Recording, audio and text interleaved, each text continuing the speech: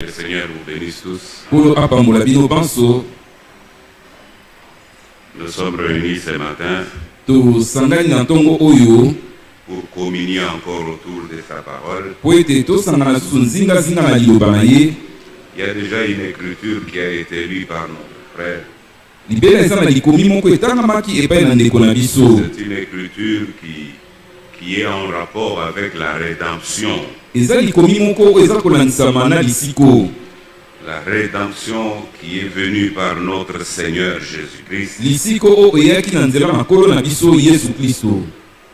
Et la rédemption, c'est quelque chose que Dieu lui-même a fait pour nous et qui s'est réellement accompli.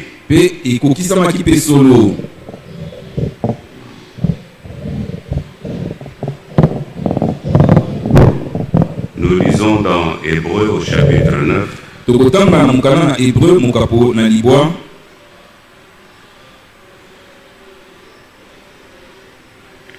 Hébreux chapitre 9. Nous prendrons à partir du verset 11. L'Écriture dit: Or Christ est venu en tant que grand prêtre pour nous procurer les biens qu'il nous a désormais acquis.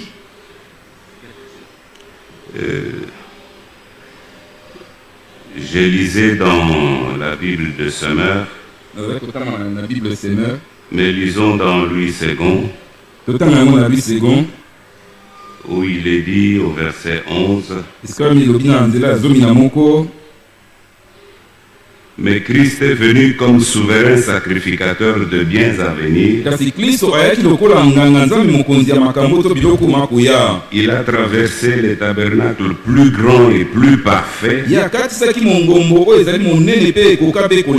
qui n'est pas construit de main d'homme,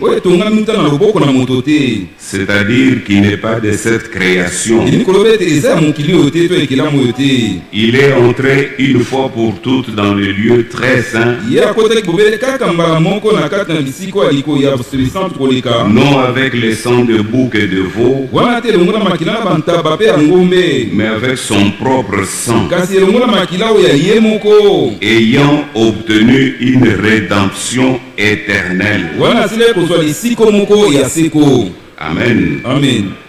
Christ est entré dans ce tabernacle avec son propre sang. Et ce sang a été agréable aux yeux de Dieu. Et par ce sang, nous avons obtenu une rédemption éternelle. Amen. Amen. Il y a quelque chose d'important que nous devons comprendre. Les sangs furent répandus à Golgotha. Ce sang a lavé nos péchés. Il a ôté nos cieux. Mais est-ce que ce sang a-t-il fait cela pour tout le monde? Souvenez-vous qu'à la sortie du pays d'Égypte, il y a des gens qui sont sortis puisque les enfants d'Israël sortaient. Ils les ont suivis, mais ils ne comprenaient pas pourquoi ils devraient sortir.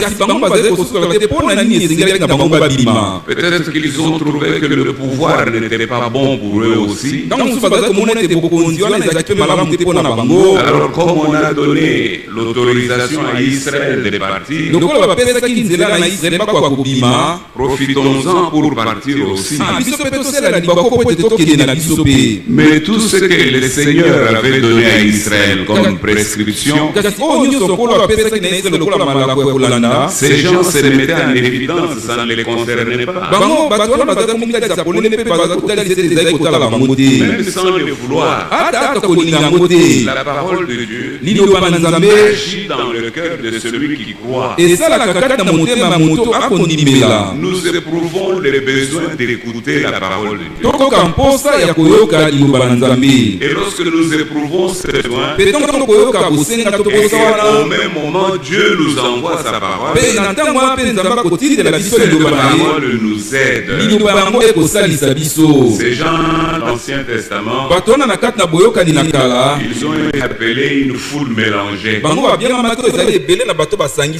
Les ramassis du peuple, qui, puisque Israël est sorti. Mes bien-aimés frères, au sujet de la rédemption, c'est une rédemption éternelle. Ceux qui ont reçu cette rédemption-là, ils l'ont reçu, et le Seigneur ne viendra jamais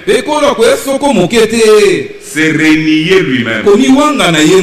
Il a ôté nos péchés, il nous a purifiés, il nous a sanctifiés en de vérité.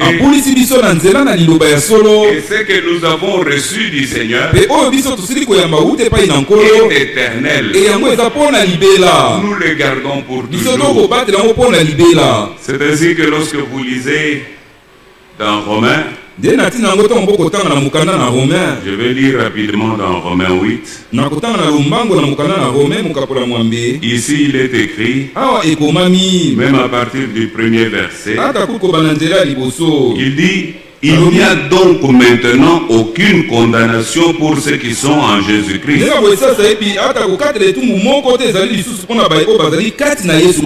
Il n'y a plus de condamnation pour ceux pour qui Christ a accompli l'œuvre de la rédemption. Le sang qui a coulé ne peut plus retourner vers Christ. Le sang a coulé pour un but. C'est pour cela que l'Écriture dit aussi dans Ésaïe, que je retrouve Ésaïe rapidement. Je crois que c'est Ésaïe 55. Si je ne me trompe pas. Je vois un peu 54 d'abord.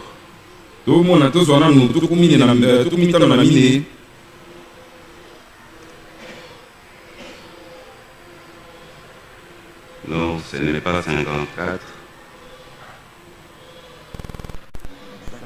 Ouais, c'est 55. 55. Je vais lire à partir du verset 8.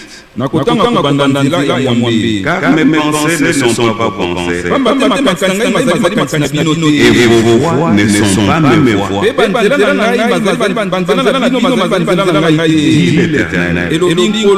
Autant les cieux sont élevés au-dessus de la terre, autant mes voix sont élevées au-dessus de vos voix, et mes pensées au-dessus de vos pensées. Est-ce que nous comprenons cela? Les voix de Dieu sont vraiment élevées au-dessus de nos voix. C'est très difficile que par nous-mêmes comme cela, nous puissions dire, si Dieu veut dire ça. Non, nous ne le comprendrons jamais. Puisque les voix de Dieu sont très loin au-dessus de nos voix. Il faut que Dieu lui-même nous révèle ses voix. Nous pouvons comprendre ce que Dieu dit. Nous pouvons comprendre ce qu'il veut que nous fassions. Au verset 10, il est dit, na nzela ya zomi elobani comme la pluie et la neige descendent dessus ndenge moko mpe mbula mpe londelema kokita wuta na likolo et n'y retourne pas sans avoir arrosé, wana kozonga kuna te wana kozanga kosopa mai féconder la terre kokobotisa mabele et fait germer les plants, mpe kokolisa banzete sans avoir donné de la sémence au semeur wana kozanga kopesa momboto epai na moloni et du pain à celui qui mange. mpe lipa epai na moto akolia. Ainsi en est-il de ma parole ndenge moko mpe eza na liloba na ngai qui sort de ma bouche. oyo ekobima wuta monoko na ngai Elle ne retourne point à moi ezongaka soko moke te epai na ngai sans effet, wana kozanga kosala mosala sans avoir exécuté ma volonté, wana kozanga kokokisa mokano na ngai accompli mes desseins. ekokokisa oyo ezali miango na ngai Chaque parole qui est sortie de la bouche de Dieu, liloba moko na moko ekobima wuta monoko na nzambe nous lisons tout le temps dans la Bible, totangaka ntango nyonso kati na biblia elle doit s'accomplir. esengeli ekokisama Tout ce que Dieu a prononcé de sa bouche oyo nyonso nzambe abimisi wuta monoko na ye aura son accomplissement. yango ekobaka kokokisama. Il y a des paroles qui ne sont plus des promesses, eza na maloba misusu oyo maza lisubilaka te mais ce sont des choses que Dieu a déjà accomplies pour nous, kasi eza makambo oyo nzambe libela asi akokisi mpo na et biso pour lesquelles nous avons juste besoin de croire. mpe oyo mpo na ntina yango toza kosengela kaka ya kondimela De croire que puisque c'est Dieu qui a dit les choses de cette manière. ya kondimela ete po ete nzambe nde alobi makambo na lolenge wana Je vous donne un exemple. napesa bino ndakisa Il est dit dans le livre du prophète Ésaïe, elobi na kaka mokanda na mosakoli ezayi par ses mpe maîtres, eza nde na nzambe mapota na ye que nous nous sommes guéris. nde biso tobikisami na to Ce n'est pas une promesse, ezalelaka te c'est quelque chose qui s'est déjà accompli. eza eloko moko libela esi ekokisami Maintenant, le croyant qui est malade sika mondimi o akobela n'a qu'à prendre cette parole dans la foi esengeli kaka azwa liloba na kati na kondima et dire Seigneur, merci de l'avoir fait pour moi. mpe koloba ete nkolo matondi mpo tosali yango mpo na Et ngai je crois que je suis réellement guéri. mpe nakondima ete ya solo mpenza na kisami Et la foi va l'amener à continuer sa marche. mpe kondima ekomama ete akoba nzela na ye Non pas à rester en s'apitoyant sur sa situation. wana te kotikala kata miyokela kaka mawa na te na makambo makokomela ye Lorsque nous restons, nous apitoyant sur notre situation, oyo te wana so tokotikala kaka bongo miyokela kaka mawa na makambo makokomela biso nous donnons la preuve que nous n'avons pas cru à ce que Dieu a fait. wana tokolakisa polele ete tondimeli te na oyo nzambe asali Mais ce que Dieu a fait, il l'a déjà accompli. kasi oyo nzambe asali libela si akokisi yango Il l'a accompli en Jésus-Christ akokisi yango kati na yesu kristo avant même que nous naissions, liboso kutu biso totama avant même que nous soyons appelés à la liboso foi. kutu tobiangama kati na kondima Dieu avait déjà accompli cela. nzambe libela asi akokisaki yango Bien-aimés frères, bayalingami bandeko dans Romains au chapitre 8, na mokanda na mokako na mwambe il est dit, nous allons lire à partir du verset 31, elobami tokobana na kotanga na nzela 31 verset 31. nzela ya 31 Ici, il est écrit, awa ekomami boye que dirons-nous donc à l'égard de ces choses? sika tokoloba nini liboso makambo nyonso Si Dieu est pour nous, soki nzambe azali mpona na biso qui sera contre nous? nani yango siko akoki kotelemela biso Maintenant le verset 32. sika ya 32 Lui qui n'a point épargné son propre fils, yo atikali kobikisa ata mwana na ye moko te mais qui l'a livré pour nous tous. kasi akabaki ye mpo na biso banso Une question, motuna moko comment ne nous donnera-t-il pas aussi toutes choses avec lui? ndenge nini mpe akopesa biso te makambo nyonso elongo na ye Ici, awa c'est une parole très très importante. eza liloba moko mpenza motuya mpenza makasi mpo na biso Et personnellement, je reviens toujours sur cette parole. mpe nayo etalinga moko mpenza nazongelaka mingi likolo na liloba oyo Puisqu'il y a des expériences de la foi oyo ete eza na mabiki ya kondima que nous devons toujours désirer accomplir. oyo esengeli ntango nyonso toluka mpenza kokokisa yango L'Écriture dit, likomi ekoloba il n'a point épargné son propre fils, ye atikaki mwana na ye moko te mais il l'a livré kasi akabaki ye pour nous tous. mpo na biso banso comment ne nous donnera-t-il pas aussi toutes choses avec lui? Puisque Dieu a déjà livré son Fils pour accomplir la rédemption pour nous. Cela est fait. Dieu ne se réunira plus jamais. Le Fils de Dieu, Jésus-Christ, a été livré. Il est mort pour nous. Son sang a coulé pour nous. Il a fait la rédemption. Les péchés ne nous sont plus comptés. Et Paul pose la question. Comment ne nous donnera-t-il pas aussi toutes choses avec lui? Donc, quelle que soit la chose que nous demanderons à Dieu,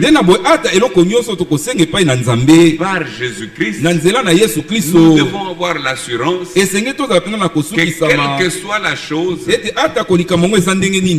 va nous la donner. Est-ce que c'est comme ça que vous comprenez cette écriture? Oui, frère. Quel que soit la chose, cette chose n'a pas le même prix que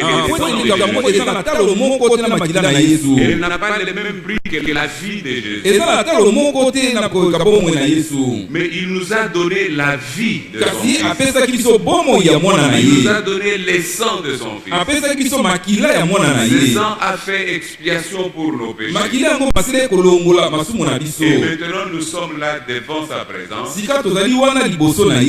travers le sang de son Fils, il nous voit sans aucun péché. Dieu nous voit sans aucun péché. Personnellement, j'ai fait un effort. Puisque ce sont des choses que nous devons croire et nous devons les pratiquer. Mais avec notre propre intelligence, c'est parfois difficile de voir mon frère Tichik là, comme Dieu le voit. Moi, si je l'ai tournant autour d'un bar, s'amusant avec des jeunes filles de mauvaise vie, je les vois aujourd'hui, je vais les juger à coup sûr. Mais est-ce que c'est la même manière que Dieu le voit? Dieu, lui, il voit le sang de son Fils. Le sang qui a coulé pour la rémission de ses péchés. Dans quelle catégorie devrons-nous le mettre? Est-il pécheur? Si nous disons oui, c'est un pécheur, alors nous renions l'œuvre de la rédemption. Quelle catégorie devrons-nous le mettre? Est-il tombé? Oui, l'écriture dit on peut tomber, mais celui qui tombe doit aussi se relever. Ainsi, ce que je dois faire, c'est d'aider mon frère à se relever. Amen. Amen. Nous devons réfléchir comme Dieu réfléchit. Nous devons penser comme Dieu pense. L'Église chemine doucement mais sûrement vers le retour de notre Seigneur. Et ça c'est vrai. Tous les signes du temps s'accomplissent, nous le voyons. Il y a des frères qui sont sur les réseaux, comment vous dites, réseaux sociaux. Partout où il se trouve des chrétiens, lorsqu'ils voient quelque chose qui se ressemble à l'accomplissement d'une promesse biblique, ils publient. Ils disent, mais où sommes-nous? Dans quel temps sommes-nous? Il n'y a plus de honte. soni eza lisusu te, Il n'y a plus de honte. soni eza lisusu te. On veut apprendre à des petits enfants comme cela Balingi kolakisa na bana mike boye comment jouir du plaisir de sexe. ndenge nini kosepela na bisengo ya nzoto. Des petits enfants. Bana mike Ça fait mal et ça nous fait honte. De ezalaka parler de pasi ça. mpe ekosala biso mpe soni koloba na ntina na makambo lolenge wana. Alors vous comprenez dans quel temps Nde na wana sika bokososola kati na ntango l'Église nini est arrivée. eklesia ekomi. Jésus-Christ revient bientôt. Yesu Kristo akozonga kala mingi te. Lorsque vous lisez dans Luc, Tango bokotanga na mokanda na Luc, lorsque vous lisez dans Luc au chapitre 3e, tango bokotanga na mokanda na Luc mokapo na misato, Luc chapitre 3e, nous lisons à partir du premier verset tokotanga na nzela ya liboso jusqu'au 6e verset. kino na nzela ya motoba. L'Écriture dit la 15e année du règne de Tibère César. Likomi koloba ete na oyo ezali mbula ya zomi na mitano ya bokonzi ya Tibere César, Lorsque Ponce Pilate était gouverneur de la Judée, na ntango wana Ponce Pilate azalaki mbulamatari ya Judée, Hérode tétrarque de la Galilée, Hérode tetraki kuna mokonzi ya Galilée, son frère Philippe tétrarque de l'Itourée ndeko na ye mobali Philippe tetraki ya Itouré, et du territoire de la Tranchonite, mpe na mabele to mboka ya Tranchonite, Lysanias tétrarque de la Bilène alisaniaki azalaki tetraki ya Abilene, et du temps des souverains sacrificateurs Anne mpe na ntango ya banganga nzambe bokonzi Anne et Caïphe. mpe na Kaïfe. Vraiment la parole de Dieu est très bonne. Ya solo mpenza liloba na nzambe eza kitoko. On nous donne même le temps pour que nous puissions faire les recherches. bakopesa biso kuta ta ntango yango mpo ete toyeba ndenge nini koluka. À cette époque-là, c'était tel qui était gouverneur Na de eleko telle wana ville, ezalaki oyo nde azalaki mokonzi ya engumba songolo, tel autre était oyo son mpe mosusu frère, azalaki ndeko na ye, il était aussi gouverneur de telle ye mpe ville, azalaki mokonzi ya engumba songolo, tel autre était aussi son frère, oyo mpe azalaki ndeko na ye, gouverneur de telle autre ville, wana mokonzi ya engumba songolo. et il situe les temps, il dit, Mpe batalisi ntango yango mpe bakoloba au temps du souverain sacrificateur Anne na eleko ya banganga nzambe mokonzi Anne et Caïphe. mpe na Kaïfe. La parole de Dieu fut adressée à Jean, liloba na nzambe etinamaki epai na Jean, Jean fils de Zacharie, Jean mwana na Zakari, dans le désert. kati na biliki. Et il alla dans tous les pays des environs du Jourdain, Mpe akendaki na mboka nyonso nzingazinga ya ebale ya Jourdain, prêchant le baptême de repentance koteaka libatisi ya koyambola pour la rémission de péchés, mpo na bolongolami ya masumu, selon ce qui est écrit dans les livres de paroles d'Ésaïe. kolandisama na oyo ekomami na kati ya mokanda ya maloba na Le Ezayi prophète. mosakoli. C'est la voix de celui qui crie dans les déserts, ezali mongongo oyo akoganga kati na biliki. préparez le chemin du Seigneur, bolengela nzela ya nkolo, aplanissez ses sentiers, nde na boye bobongisa oyo ezali bilekeli na ye, toute vallée sera comblée, nde na boye lobwaku nyonso ekotondisama, toute montagne et toute colline seront abaissées, ngomba mpe ngomba nyonso ya mokema akokitisama, ce qui est tortueux sera redressé, oyo ezalaki ya kotengatenga ekonyolisama, et les chemins rabotés seront aplanis, mpe banzela oyo ebebabeba bakobongisa yango, et toute chair verra le salut de Dieu. mpe mosuni nyonso ekomona lobiko na nzambe. Amen. Amen.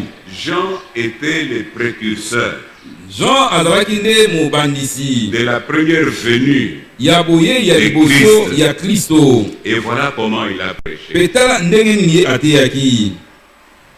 C'était sérieux, ezalaki maseki te, puisque Jean, en tant que prophète, po ete Jean lokola mosakoli, le Seigneur lui avait parlé. kolo alobelaki ye.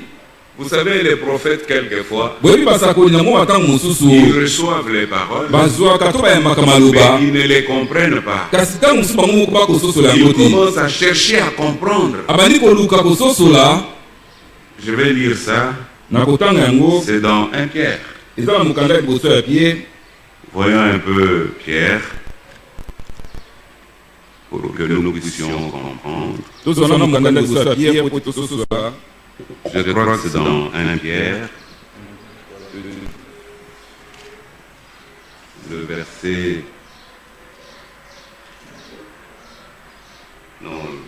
10.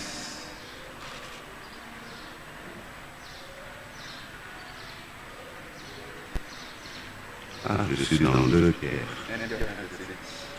1 Pierre 1, verset 10. Mukanda liboso ya Pierre mokabo liboso nzela ya zomi. Voilà ce qui est écrit. Tala oyo ekomami.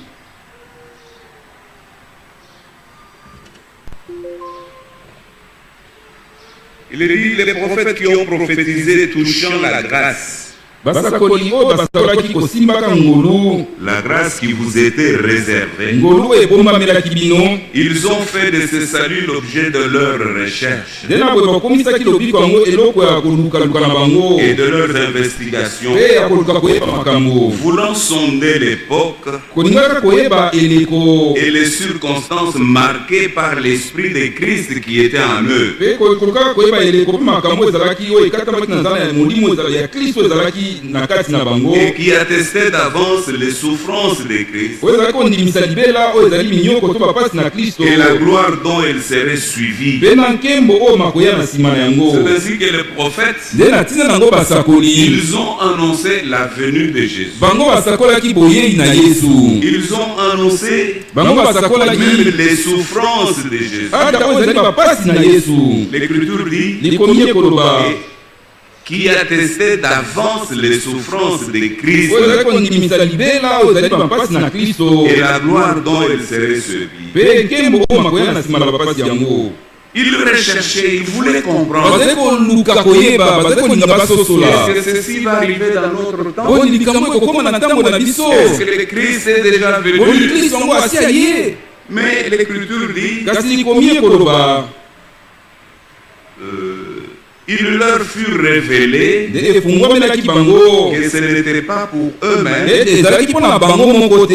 mais pour vous, Si mpo na bino. qu'ils étaient les dispensateurs de ces choses Nde bango bazalaki bapanzi to bato esengeli basakola que makambo vous yango. ont annoncé maintenant, Oyo esili koteamela bino sisa ceux qui sayipi. vous ont prêché l'évangile Bah, par oh, le bah, Saint-Esprit, Oyo bateyaki sango malamu na nzela na molimo mosantu. envoyé du ciel, Oyo etindami wuta na et dans likolo. lesquels les anges désirent plonger leur regard. Mpe oyo kati na yango bamwange bakolinga kobwaka miso na bango. C'est écrit dans les écrits des prophètes. Ekomami na kati na makomi ya basakoli. Et c'était gardé pour nous. Mpe yango ebombamaki nde mpo na biso. Et lorsque le temps fut accompli, Ntango sika eleko yango ekokisami. je vais vous donner une autre écriture. Nalingi napesa bino likomi mosusu. C'est dans Romains, Eza na mokanda na Romain. Romains 16, Romain mokapo na zomi na motoba. pour que vous puissiez comprendre l'origine des écritures que nous prêchons. Po ete boyeba makomi oyo tokoteya euta esika nini. Écoutez ce qui est écrit dans Romains 16, Boyoka oyo ekomami na mokanda na Romain mokapo ya zomi na le verset motoba. 24. Nzela ya tuku mibale na mine. Que la grâce de notre Seigneur Jésus-Christ soit avec vous tous. Sika ete ngolu Amen. na nkolo na biso Yesu Kristo ezala elongo na bino banso. Amen. À celui qui peut vous affermir Epai na oyo akoki kokembisa to kolendisa selon bino. mon évangile Olandisama na oyo ezali sango malamu na ngai. et la prédication de Jésus-Christ Mpe liteya na Yesu Kristo.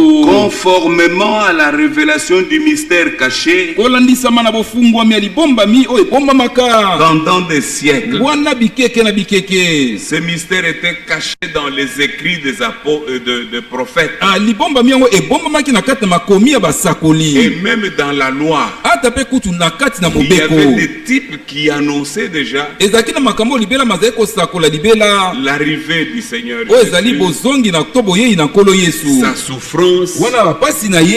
et tout ce que nous savons sur lui. Mpe oyo nyonso biso toyebi likolo na ye. Et l'écriture continue. Mpe likomi ekokoba.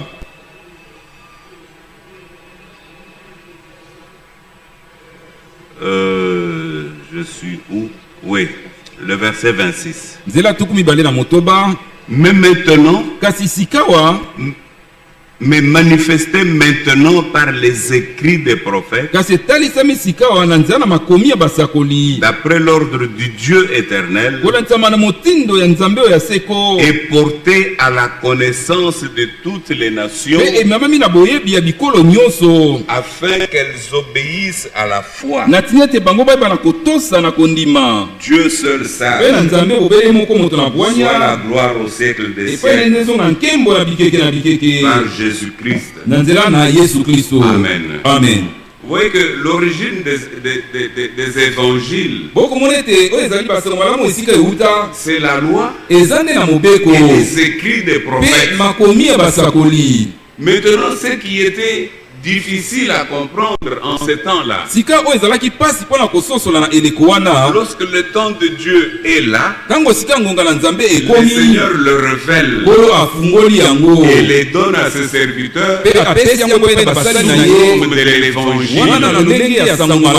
Amen. L'évangile, c'est la bonne nouvelle. Et la première chose que nous lisons de l'évangile, c'est que Dieu nous a aimés.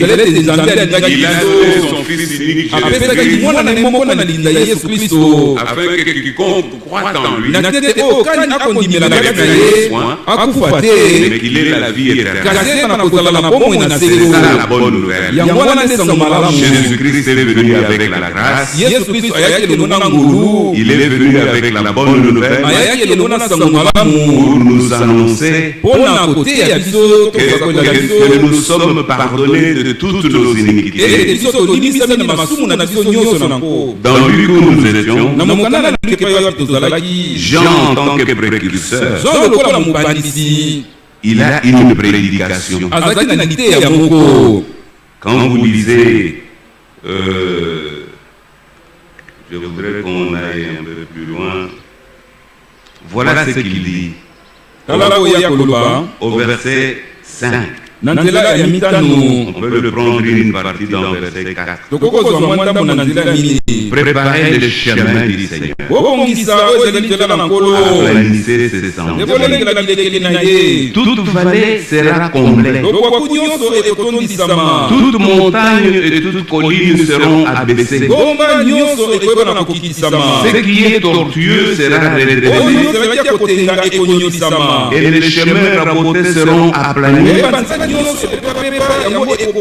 Et toute chair verra les saluts de Dieu. Amen. Amen. Ça, c'est un absolu.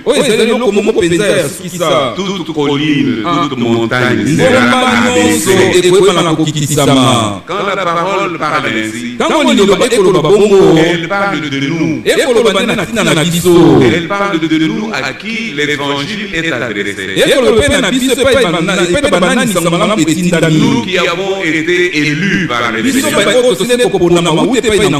pour que nous puissions partager sa gloire. L'œuvre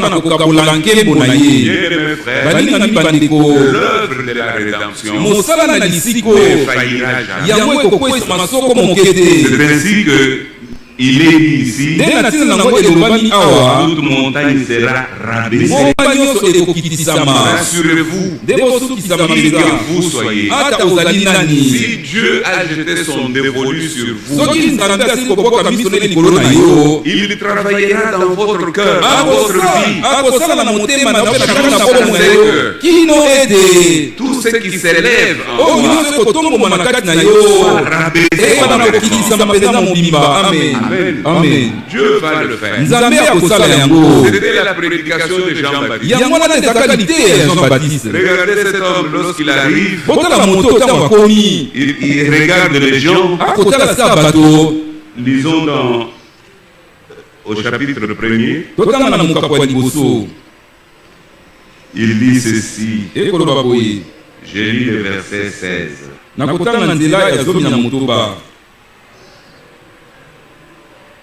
On parle de Jean-Baptiste. Lorsqu'il devait venir,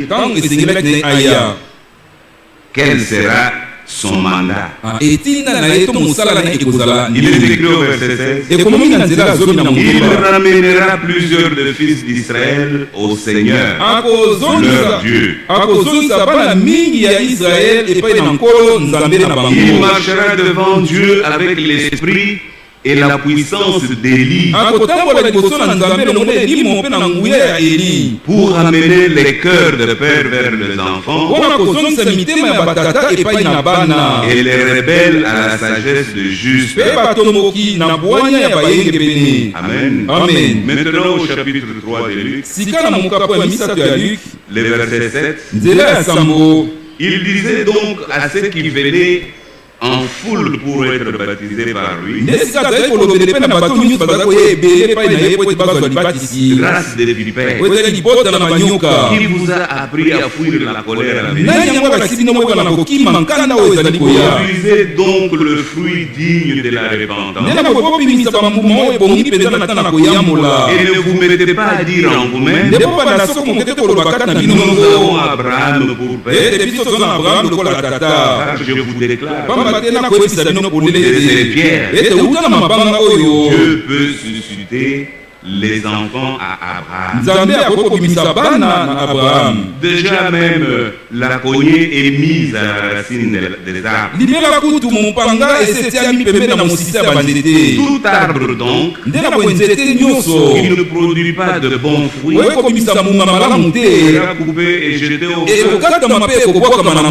Bien-aimés frères, c'est pratiquement dans la même situation que nous nous trouvons aujourd'hui. Jean-Baptiste, précurseur de la première venue. Et ici, l'Église est arrivée à la fin. À la fin de temps. Et Dieu a envoyé non pas un précurseur, mais un message que nous écoutons jour après jour, qui puisse nous préparer à la seconde venue de Christ. Donc la prédication comme celle de Jean doit être une prédication sévère, puisqu'il n'y aura pas un deuxième round. Les chrétiens qui sont là aujourd'hui, parmi ces chrétiens, il y a des élus, il y a des gens qui ne seront plus trouvés encore sur la terre. Mais vous croyez cela? C'est parmi nous ici. Il y a des gens qui ne seront plus trouvés sur la terre. Mais il y a une condition. Ce n'est pas suffisant de se déclarer: je suis un fils de Dieu. Autrefois, il se disait: nous avons pour père Abraham. Abraham avait été agréé par Dieu. Sa foi fut agréée par Dieu. Et aujourd'hui, les choses ont presque changé. Ils disent: je suis un fils de Dieu. Lorsqu'on se retrouve coincé, on se dit: moi je suis un fils de Dieu. Mais on ne peut pas continuer à dire: qui me convaincra du péché? Mais Jésus l'a dit: qui parmi vous me convaincra du péché? Et il n'y a eu personne pour dire: je t'ai déjà trouvé, je t'ai déjà vu. Personne. Mais aujourd'hui, qui parmi nous peut dire: je suis fils de Dieu? Et ajouter: qui me convaincra? Il n'y en a pas. Pourtant la rédemption a été accomplie. Pourquoi nous ne pouvons pas parler comme ça? Qui me convaincra? C'est parce que nous sommes encore dans cette terre, avec ces petites soifs. Mais des soifs qui peuvent nous amener loin de Dieu. Loin de Dieu. Il n'est pas suffisant de dire: je suis fils de Dieu. Il faut produire des œuvres qui démontrent que vous êtes fils de Dieu.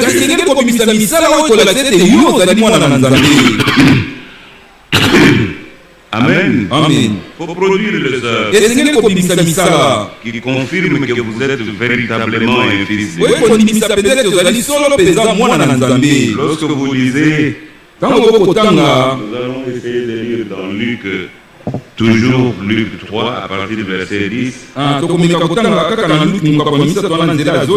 La foule l'interrogeait, disant: bato ebele bazali kotuna esika kolobaka que devons-nous donc faire? nde na bosika esengeli tosala nini? Même au temps des apôtres du Seigneur, ata na ntango ya bantoma na nkolo, après la prédication de Simon Pierre, nsima na lite ya Simon Pierre, ils sont venus le voir pour bango lui. bayaki kokutana ne mpo na koloba, Hommes frères, bato bandeko, que ferions-nous? nini yango sika esengeli tosala?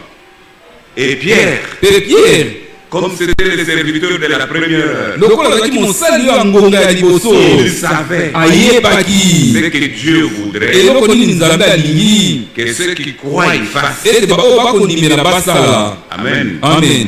Et il leur répondit Pe ayanoli bango, que celui qui a 2 tuniques partage avec celui qui n'en a point. ete oyo azali na bilamba mibale akabola longo na oyo aza na yango te. Amen. Amen. Que celui qui a de quoi manger ete oyo azali na eloko ya kolia agisse de même. asala mpe ndenge moko. Il vint aussi de publicains pour être baptisés. nde mpe bapublike bayaki mpe po ete bazwa libatisi. Et lui dire, maître, mpe bayebisi ye mokonzi, que devons-nous faire? nini yango esengeli na biso tosala? Toujours la même question. kaka motuna na moko, Il leur répondit, ayanoli bango, n'exigez rien au-delà de ce qui vous est ordonné. bosenga koleka te na oyo bapesi bino motindo bosenga. Les publicains, ils savaient quelle tâche. bapublike bazalaki mosala bango ezalaki nini? Ils faisaient quoi? Ils prenaient les impôts. nde bazalaki kofuta pako, Ils travaillaient pour le gouvernement. bazalaki kosala mpo na mbulamatari, Et ils prenaient les impôts. mpe bango bazalaki kofuta nde pako. Et il leur dit, mpe ayebisi bango, n'exigez rien au-delà de ce qui vous a été ordonné. bosenga koleka te na oyo batindi bino bosenga. Aujourd'hui, il y a beaucoup de nos frères et de nos sœurs lelo eza bandeko na biso ebele ya mibali mpe ya qui basi travaillent pour l'État. oyo basalaka mpo na leta. Vous savez, la vie devient très compliquée. oyebi bomo ekompenza na mokulu makasi, Parfois à cause de ces chrétiens-là ntango mosusu mpo na ntina na baklisto wana qui travaillent pour l'État, oyo bakosala mosala mpo na leta, mais qui exigent kasi oyo bakosenga au-delà de ce qu'on leur a prescrit de demander. koleka na oyo basengaki na bango basenga. Alors que nous sommes dans une situation très compliquée. soki ntango na kati na lingelo leli moko na mwa matata, Vraiment, le Seigneur vient bientôt. ya sono mokolo akozwa makala mingi te, Nous devons nous parler de cette manière esengeli tosolola mpenza lolenge boye pour essayer de réveiller notre po ete conscience tomeka kolamusa mwa bomoto na biso ya kati, et arriver à comprendre mpe tokóma na kososola que nous n'avons pas à juger les autres. ete toza na esika kosambisa bamisusu te. Nous devons nous examiner d'abord nous-mêmes. esengeli na tomitala nanu biso moko. Un examen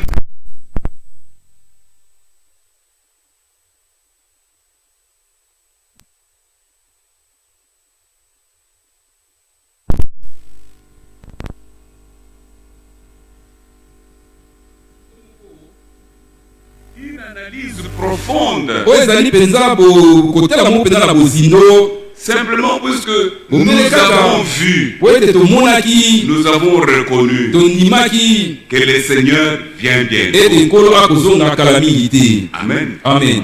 Nous devons nous analyser profondément. esengeli tomitala mpenza na bozindo, C'est ça, faire une analyse profonde. yango wana nde bakobenga mpenza komitala mpenza na bozindo makasi. Nous devons être sûrs esengeli tosukisama que lorsque le Seigneur vient, ete ntango nkolo akozonga, moi aussi je partirai. ngai mpe lokola nakokende. Il y a des choses que nous lisons dans les Écritures saintes eza makambo oyo totangaka na makomi ya solo qui sont difficiles à faire. oyo ezalaka mpasi mpo na kosala, Lorsque nous réfléchissons en tant qu'humains, wana ntango tokomona yango tokokanisa yango tokozwa yango lokola babato. l'Écriture nous dit par exemple, ndakisa likomi ekoyebisa biso priez pour vos ennemis. bobondela mpo na banguna na bino. Mais l'ennemi là, il est mon ennemi à quel niveau? kasi monguna na aza monguna na kino na epimelo nini, Qu'est-ce qu'il m'a fait eloko nini ye asali ngai pour qu'il soit devenu mon ennemi? po ete akoma monguna na ngai. C'est peut-être quelque chose de plus fort, d'inoubliable. ntango mosu eza loko moko ya pasi ya makasi oyo moto akokobosana Et te, la Bible me dit, mpe biblia ekoyebisa ngai priez pour lui. bobondela mpo na ye. Frère, bandeko, Souvent c'est très difficile mingi ezalaka penza pasi lorsque nous y pensons. ntango tokokanisa yango. Mais commençons d'abord par les dire au Seigneur. kasi tobanda nani koyebisa yango epai na nkolo. Seigneur, tu me demandes de prier pour cet homme. nkolo okosenga napondela mpo na moto oyo. Regarde ce que cet homme a fait. tala oyo moto asalaki ngai. Regarde ce qu'il a fait. tala makambo asalaki. Il m'a laissé un souvenir amer. atiki nga na likanisi moko mpe ya polo oyo nga nakoko bosana te. Comment vais-je prier ndenge nga nakoko bondela mpo na ye. et supplier le Seigneur mpe kobondela nkolo pour qu'il purifie votre cœur, po ete apetola motema na yo. qu'il purifie votre pensée apetola likanisi na yo de toutes ces pensées mauvaises, na makanisi wana nyonso ya mabe. qu'il te rende capable de prier pour mpe celui-là. apesa yo makoki okoka kobondela mpo na moto wana. Amen. amen. Bien-aimés frères, balingami bandeko, puisque le Seigneur revient bientôt, po ete nkolo akozonga kala mingi te, qu'est-ce que nous ne devons pas faire eloko nini yango tokoki kosala te comme sacrifice? lokola komikaba. L'Écriture dit likomi ekoloba que toute montagne sera rabaissée. ete ngomba nyonso ekokitisama. Toute colline aussi sera ngomba rabaissée. nyonso ya moke mpe ekokitisama. Bon, si je peux dire.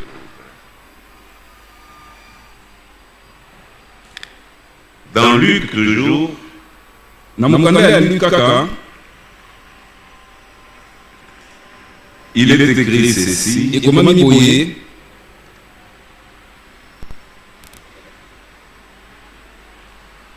Nous sommes au verset 13. N'exigez rien au-delà de ce qui vous a été ordonné. toza na nzela zomi ya misato bosenga koleka te na oyo bayebisi bino bosenga. Amen. amen. Est-ce que ça pénètre bien? boni likambo mpenza ekokota malamu Comment vous ne répondez pas? ndenge nini bokoyanola te. Il y a des gens qui travaillent pour le gouvernement. eza na bato basalaka mpe mpona na gouvernement awa. Il y en a qui sont, comment on dit, DGI, eza bamisusu baza na ba DGI, DGM, DGDA. DGM, DGDA. Mais l'Écriture dit kasi likomi ekoloba que si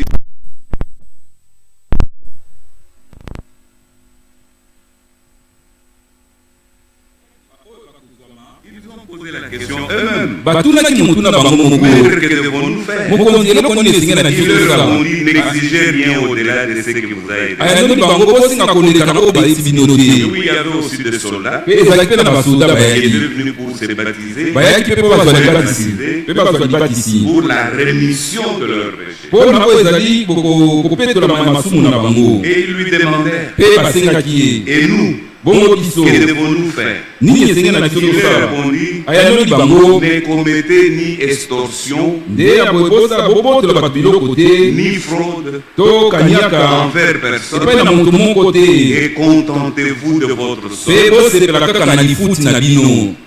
Nous savons que toyebi ete parfois c'est insignifiant, ntango mosusu eza eloko moko komonana na pamba cette solde-là. oyo ezali mwa mosolo mwa lifuti wana. Mais nous tous ici, je pense, kasi biso banso awa na bandi nous n'avons pas ce qui convient toza na oyo ekoki pour te résoudre tous nos besoins. po ete tokokisa bosenga na biso nyonso. Mais nous prions le Seigneur, kasi tobondelaka nous nkolo lui demandons de nous aider. tokosenga asalisa biso Et Dieu trouve toujours une solution mpe nzambe ntango nyonso apesaka pour eyano nous secourir mpo na kosunga biso lorsque nous ne lui ntango demandons. tokosenga ye. Et comme le peuple était dans l'attente, mpe lokola libota bazalaki na kati na kozeli makasi et que tous se demandaient à eux-mêmes Mais bon. si Jean n'était pas mpe l'écrire, bango bato bazalaki mingi tuna na bango moko te soki jean ye nde wana te kristo. il leur dit à tous, nde ayebisi bango banso moi je vous baptise d'eau, ngai nakobatisa bino na mai mais il vient celui qui est plus puissant que moi, kasi akoya oyo aza na nguya koleka ngai et je ne suis pas digne de délier le courroie de ses mpe souliers. nga nabongi te na kofungola ata singa sapato na ye. Lui, il vous baptisera du Saint-Esprit et de feu. ye akobatisa bino na molimo mosantu mpe na moto. Il a son vent à la main. azali na epupoli na ye na loboko. Il nettoyera son ye air. akokomba to akokomisa etando na Et ye. il ramassera les blés dans son ye grenier. akolokota mbuma na bule na kati ebombelo na ye. Mais il brûlera la paille kasi akotumba oyo ezali dans un lititi feu qui ne s'éteint na point. kati na moto oyo makoboma masoko moke C'est te. ainsi que j'ai annoncé la bonne eza nouvelle. nde bongo nde jean azali te ya sango malamu na epai na libota en lui adressant encore beaucoup d'autres exhortations. na kopesaka bango mpe malenzi misusu ebele. Amen. Amen. C'est de cette manière que Jean a prêché. eza nde lolenge wana nde Jean ateyaka Une prédication liteya moko dans la parole de Dieu, na kati na liloba na Nzambe, mais une prédication sévère, kasi liteya moko mpenza ya makasi, une prédication véritablement sévère. liteya moko mpenza ya makasi koleka. Lorsque vous allez dans Tite, ntango boke na mokanda na Tito au chapitre 1er, na mokapo na liboso,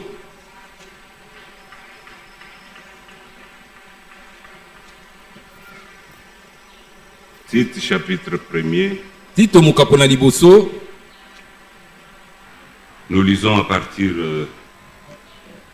du premier verset jusqu'au 3e. nzela liboso mpe kino na wa misato. L'Écriture dit, likomi ekoloba, Paul, serviteur de Dieu Paul mosali na Nzambe et apôtre de Jésus-Christ, toma na Yesu Kristo pour la foi mpona des élus de Dieu mpona kondima ya baponami na Nzambe et la connaissance de la vérité mpe boyebi ya solo qui est selon la piété, oyo ezali kolandisama na bomoi na Nzambe, lesquels reposent sur l'espérance de la vie éternelle, mayema afandi likolo na elike ya bomoi na seko promise dès les plus anciens temps oyo elakamaki wuta bantango na nkala par les dieux qui ne ment point epai na Nzambe oyo akosaka te, et qui a manifesté sa parole mpe oyo atalisaki liloba na en ye son temps na ntango na ye par la prédication qui m'a été confiée na nzela na liteya oyo epesamelaki ngai d'après les dieux et d'après l'ordre de Dieu notre Sauveur. kolandisama na motindo ya Nzambe mobikisi na biso. Amen. Amen. Paul parle ici Paul akoloba awa de la foi des élus na oyo etali kondima ya baponami qui repose sur la connaissance de la vérité. oyo efandi likolo na boyebi ya bosolo. La foi des élus, la foi vient de ce qu'on entend. kondima ya baponami kondima ekouta na oyo bakoyoka, Ce qu'on entend bakoyoka exclusivement de la parole de Dieu. wana mpenza mingi na liloba na Nzambe. Si vous entendez autre chose, soki oyoki eloko mosusu qui est une autre sémence, oyo ezali momboto mosusu, elle ne produira jamais yango ekobimisaka soko moke la te foi. oyo ezali kondima. Parce que la foi po ete vient kondima exclusivement de ce qu'on entend. ewutaka obele kaka na Et oyo la bakoyoka parole de Dieu. wuta liloba na Nzambe. Amen. Amen.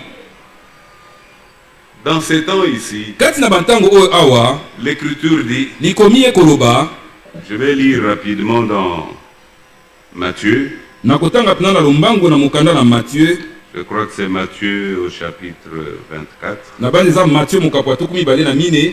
Frère, tu peux, frère,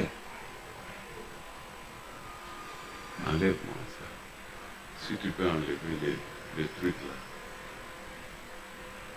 Je crois que c'est Matthieu 24. Matthieu mokapo ya 24. Merci frère. Voyons voir.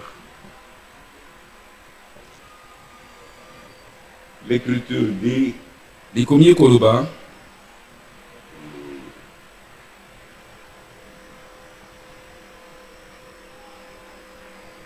voilà.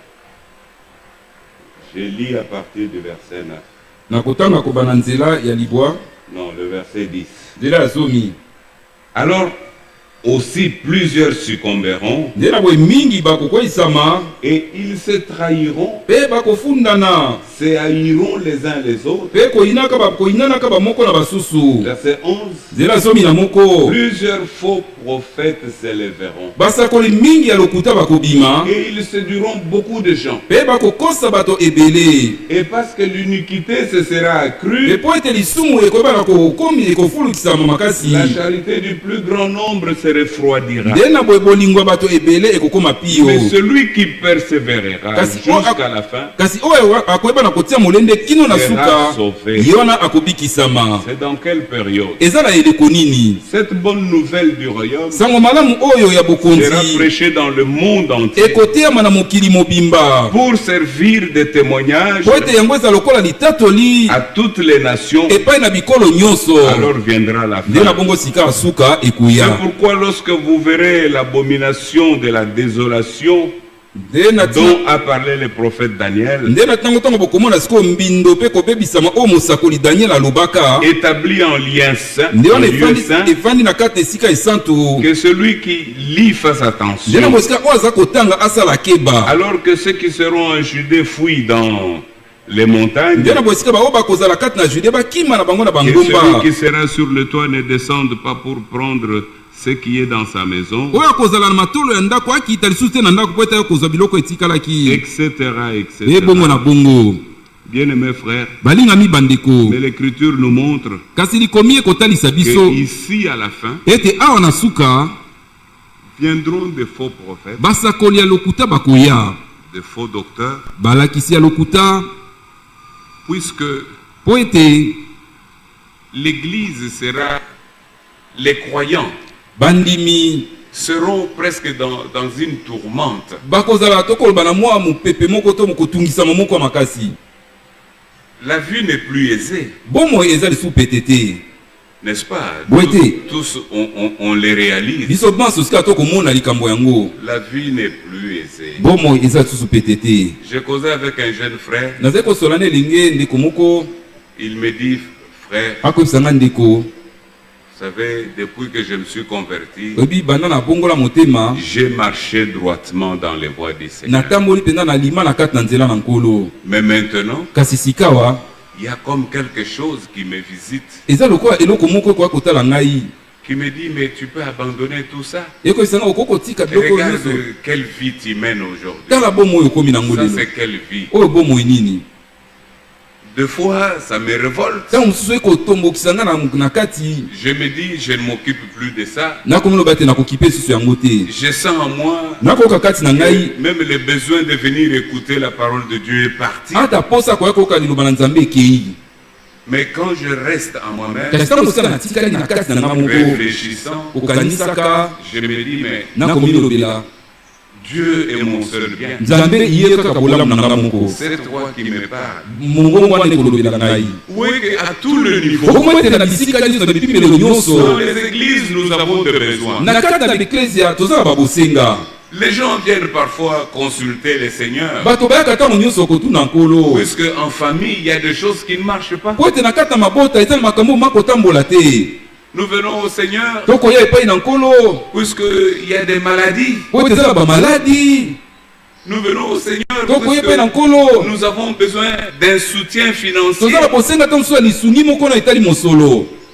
Mais deux fois, kasi ntango mosusu après une certaine marche, na mwa nsima na kotambola moko on éprouve un peu de déception. okomona okola mpenza ete motema etutami ozwi eloko olukaki te. balingami bandeko, Jésus, le Seigneur est Dieu. nkolo azali nzambe, Dieu est au ciel. nzambe aza na likolo Et il a sa volonté mpe aza na mokano na ye qu'il peut exprimer en tout temps. akoki kotalisa na kati na ntango nyonso. Jésus-Christ a Gethsemane prié.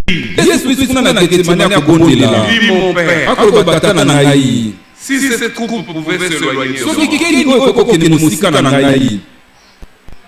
C'est ça sa prière. yango wana nde libondeli Il na a ye, désiré que Dieu éloigne cette coupe-là. alingaki ete nkolo amema mosika akeni wana. Et puis il est resté mpe na nsima tikali dans son cœur. na kati ya motema na Il a ye compris asosoli qu'il était venu pour accomplir la volonté. ayaki po ete akokisa nde mokano na nzambe.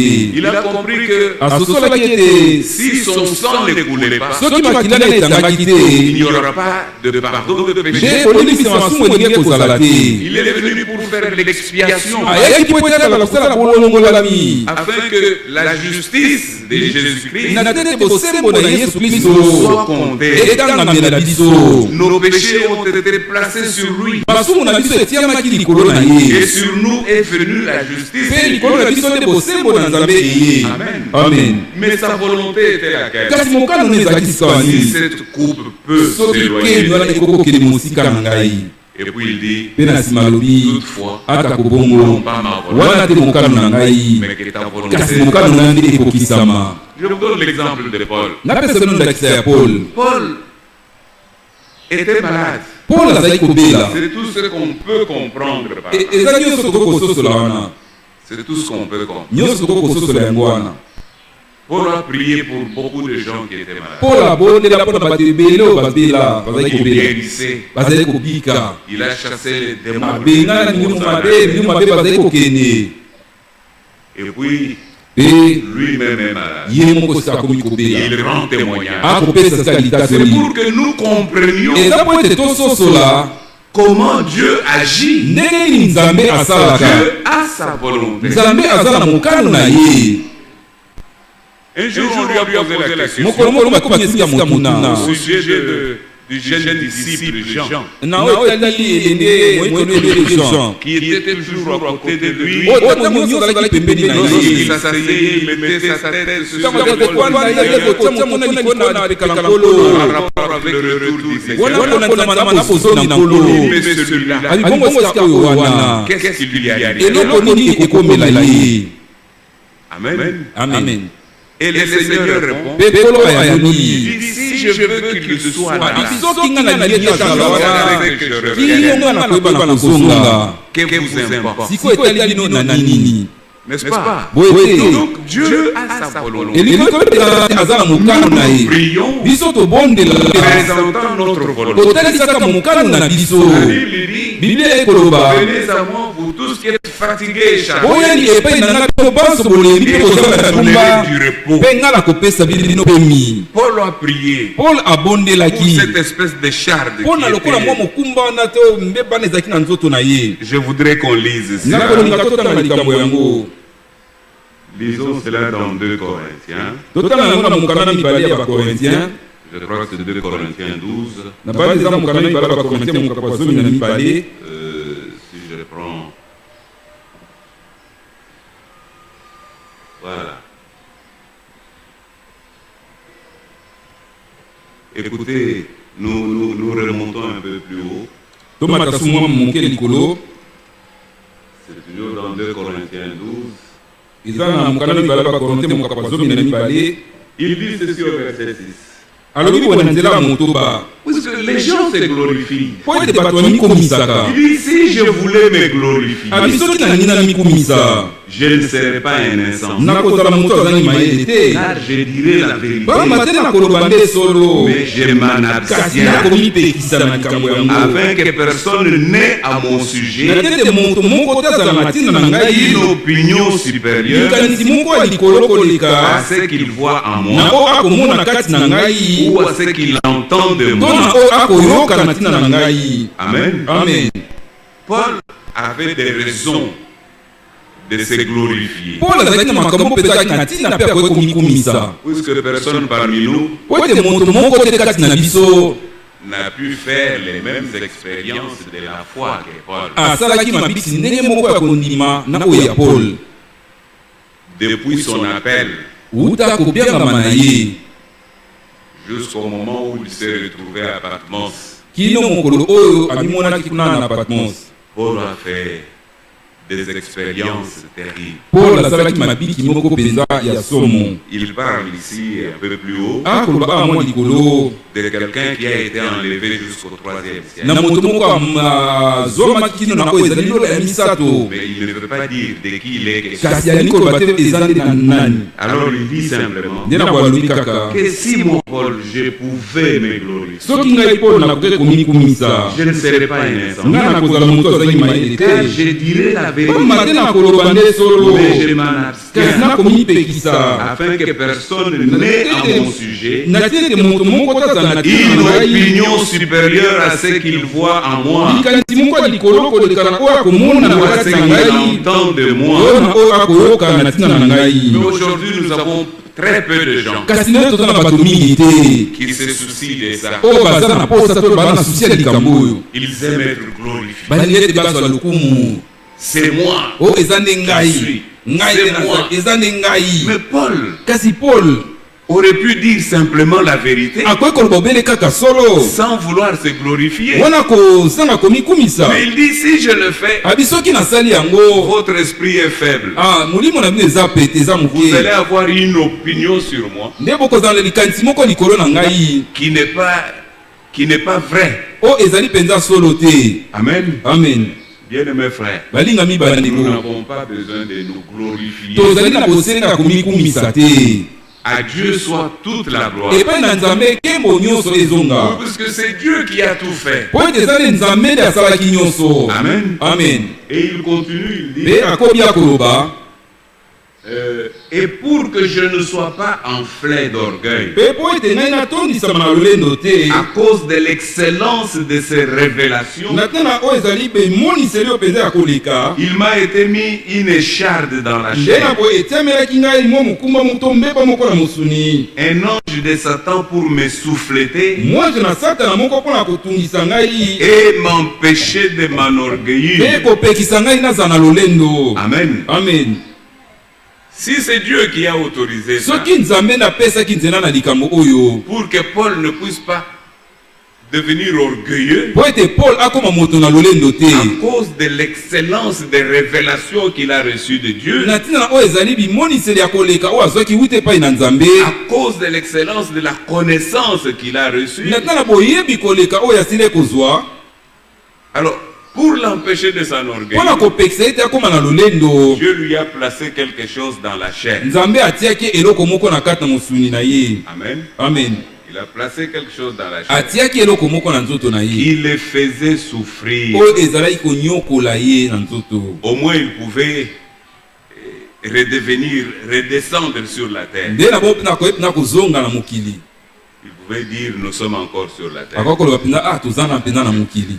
Sur cette terre, na mokili oyo nous souffrons. tonyokwamaka Il y a des maladies. eza na bamaladi Le diable peut diabolo nous akoki saisir koya dans kosimba notre biso na chair. nzoto na biso Il peut nous flageller. akoki kobeta biso Oui, mais il y a un temps. kasi eza na ntango moko C'est Dieu qui l'a placé dans cette situation nzambe nde atiaki ye na likambo wana pour qu'il ne puisse pas s'enorgueillir. po ete ye akóma na lolendo te. Et il dit, mpe alobi 3 fois j'ai prié le Seigneur de l'éloigner de moi. mbala misato nabondelaki nkolo alongole mosika na ngai Et il m'a dit, mpe alobaki na ngai ma grâce te suffit, ngolu na ngai ekoki mpo na yo car ma puissance s'accomplit dans la faiblesse. pamba te nguya na ngai ekokisamaka na kati na bolembo. Et Paul dit, mpe mpola je koloba me glorifierai donc bien plus volontiers de mes faiblesses, nde na bona komikumisa mpenza mobima na ngai na kati na babolembo na ngai afin que la puissance de Christ repose sur moi. na ntina ete nguya na kristo efanda likolo na ngai. C'est pourquoi je me plais dans les nde na faiblesses, ntango na mesepelaka na ngai na kati na babolembo dans les na outrages, kati na kotukama dans les na kati calamités, na makama dans les na kati na persécutions, kobundisama dans les na détresses, kati na babwale pour Christ. mpo na kristo. Car quand je suis amen. faible, Pamba te na ntango naza na c'est bolembo alors que je suis fort. amen eza na ntango wana ndenge nakomaka makasi. Amen. Amen. Mais aujourd'hui, kasi lelo je ne vois pas de chrétiens qui réfléchissent comme ça. nakomona bakristo bakokanisa to bakomona makambo ete Non, je n'en vois pas. nakomona te. Il suffit que quelqu'un puisse souffrir d'un maux de tête. esengeli kaka mwa moto yoka mwa moto pasi Il a pris tous les médicaments. azwi bakisi nyonso ameli bakisi nyonso Il n'y a pas eu de changement. mbongo wana esalami te. Il a fait tout ce qu'il croyait pouvoir faire. asali oyo nyonso akanisaki akokaki kosala Rien n'a changé. eloko moko te ebongwani. Alors il s'est dit non, non. nde na boyami elobeli te te C'est alors que le faux prophète vient. nde eza nde na ntango wana nde basakoli lokuta bayaka Les séducteurs arrivent. bapengwisi bayaka Oui, oui, ils viennent à ces moments-là. nde bayaka na ntango wana. Moi, j'ai vécu ça. nga nabika likambo Na wana ma vie. na bomoi na ngai Mais par la grâce de Dieu, kasi na ngolu na nzambe il m'a toujours empêché apekisanga ntango nyonso de me laisser emporter. natika ete namemama. Aujourd'hui, je ne sais pas ce que je peux dire. lelo nayebi te eloko nini nakoki koloba Pour des personnes, j'allais dire de la même espèce que moi, nalingi koloba bato ya lolenge moko na ngai Je suis peut-être le plus vieux. ntango mosusu naza mpenza oya mokolo koleka Les plus vieux peut-être à Kinshasa ici. ntango mosusu na kinshasa ya mokolo koleka Un drépanocytaire de 66 ans. oyo ezali moto ya ss oyo aza na 66 ans Moi, je n'en ai pas vu. nga natikali komona te Je fréquente un hôpital où on les soigne. nakendaka na lopitalo oyo basalisaka bato wana nyonso Mais jusque-là, il n'y en a pas. kasi kini wana aza te. Amen. Amen. Et je me pose des questions. mpe na mitunaka Mais mituna pourquoi les seigneurs? kasi mpo na nini nkolo Il m'arrive parfois de dire, oh, je suis fatigué. ekomelaka bato mosusu mpe na milobi ete nalembi nanga mpenza Le frère Roger, là, il essaie. ndeko roger nayebi De temps en temps, je l'appelle, je dis, frère, je suis fatigué. bata mosusu mona nabengi nabi ndeko naza ya kolemba na koya te Et puis, je me réveille le matin, mpe komona lamuki na tongo je suis très fort. nayoki naza makasi Très, très bien. nayoki mpenza nzoto Je malamu l'appelle, je lui dis, nabengi ye Charlie, nayebisi ete nazoya pourquoi Dieu fait-il cela? mpo na nini nzambe asalaka bongo Mais c'est sa volonté. eza nde mokano na ye Il est au ciel. ye aza na likolo Il fait sur la terre akosala tout oyo na ce qu'il mokili oyo veut. nyonso ye alingi Est-ce que j'aurai toujours à me plaindre? boni nakoza ntango nyonso komilelaka Non. te Si vous vous plaignez, vous manifestez soki votre okomilela incrédulité. okotalisa nde ekenze na yo Vous manifestez votre okotalisa incrédulité. sika ekenze na yo Puisque tout ce dont nous avons eu po ete besoin, oyo nyonso ozalaki nango bosenga Dieu nous l'a accordé. nzambe apesi biso yango Amen. amen Bien-aimés frères, balingami bandeko quand vous lisez, ndiala boye totanga je veux qu'on lise encore une petite écriture. nalingi totanga susu mwa likomi moko ya moke Excusez-moi de dire petite écriture, c'est une grande écriture. bolimbisanga na balikomi ya moke kasi eza likomi moko ya monene Je vais prendre ça dans Philippiens. nakozwa yango na mokanda na philipien Philippiens au chapitre 3e. philipien mokapo na misato Je prends à partir du verset 7. nazwi yango koba na nzela ya sambo Mais ces choses qui étaient pour moi des gains, kasi makambo mpo na ngai ezalaki lokola je bambano les ai regardés comme une perte namoni yango sika lokola biloko ya à kobungisa cause de Christ. na ntina na kristo Et même je regarde toutes choses comme une perte mpe kutu na kotala makambo nyonso lokola eloko ya kobungisa à cause de l'excellence de la connaissance de Jésus-Christ mon Seigneur, na ntina na boyebi koleka ya yesu kristo nkolo na ngai pour lesquels j'ai renoncé à tout. mpo na nani ngai nasili koboya nyonso Et je les regarde comme de la boue mpe nakomona yango lokola potopoto afin de gagner Christ. nasi ete nayeba na kolonga kristo Amen. amen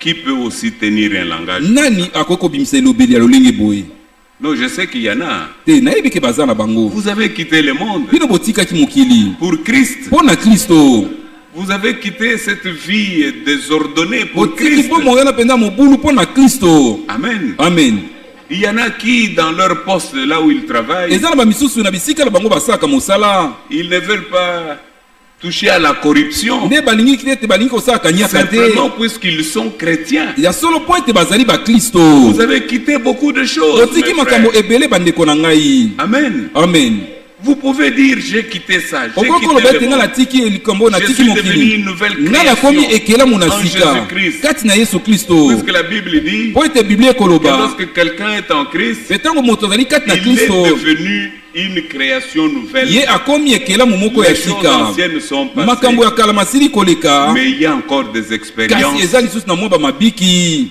que nous devons continuer oyo à esengeli désirer tokoba faire. kolinga kosala Dans cette écriture, na kati na likomi oyo il dit, alobi afin de gagner Christ na ntina ete nayeba na kolonga et kristo d'être trouvé en lui, mpe nakutama kati na ye non avec ma justice, wana te elongo na boyengebe to bosembo na ngai moko celle qui vient de la loi. oyo ekouta na Non, mobeko mais ce que j'ai fait est conforme. oyo te Non. oyo ngai nasali eza malamu Ce n'est pas contraire à la yango loi. ekesani na mobeko Ce te n'est pas contraire à la yango parole. etelemi liloba te Non. te Ces choses-là, oublions-le. makambo wana tobosana yango Oublions-le. tobosana yango Il n'y a que Jésus-Christ eza obele kaka yesu kristo qui puisse nous élever. nde akoki kotombola biso Ne cherchons pas à nous rendre recommandables par nous-mêmes. toluka te tondimama na nzela na biso moko Mais il faut que la parole de Dieu, par l'Esprit de Dieu, notre vie nous rende recommandable. Écoutez ce qu'il dit encore ici. Non avec celle qui vient de la loi, mais avec celle qui s'obtient par la foi en Christ. La justice qui vient de Dieu par la foi.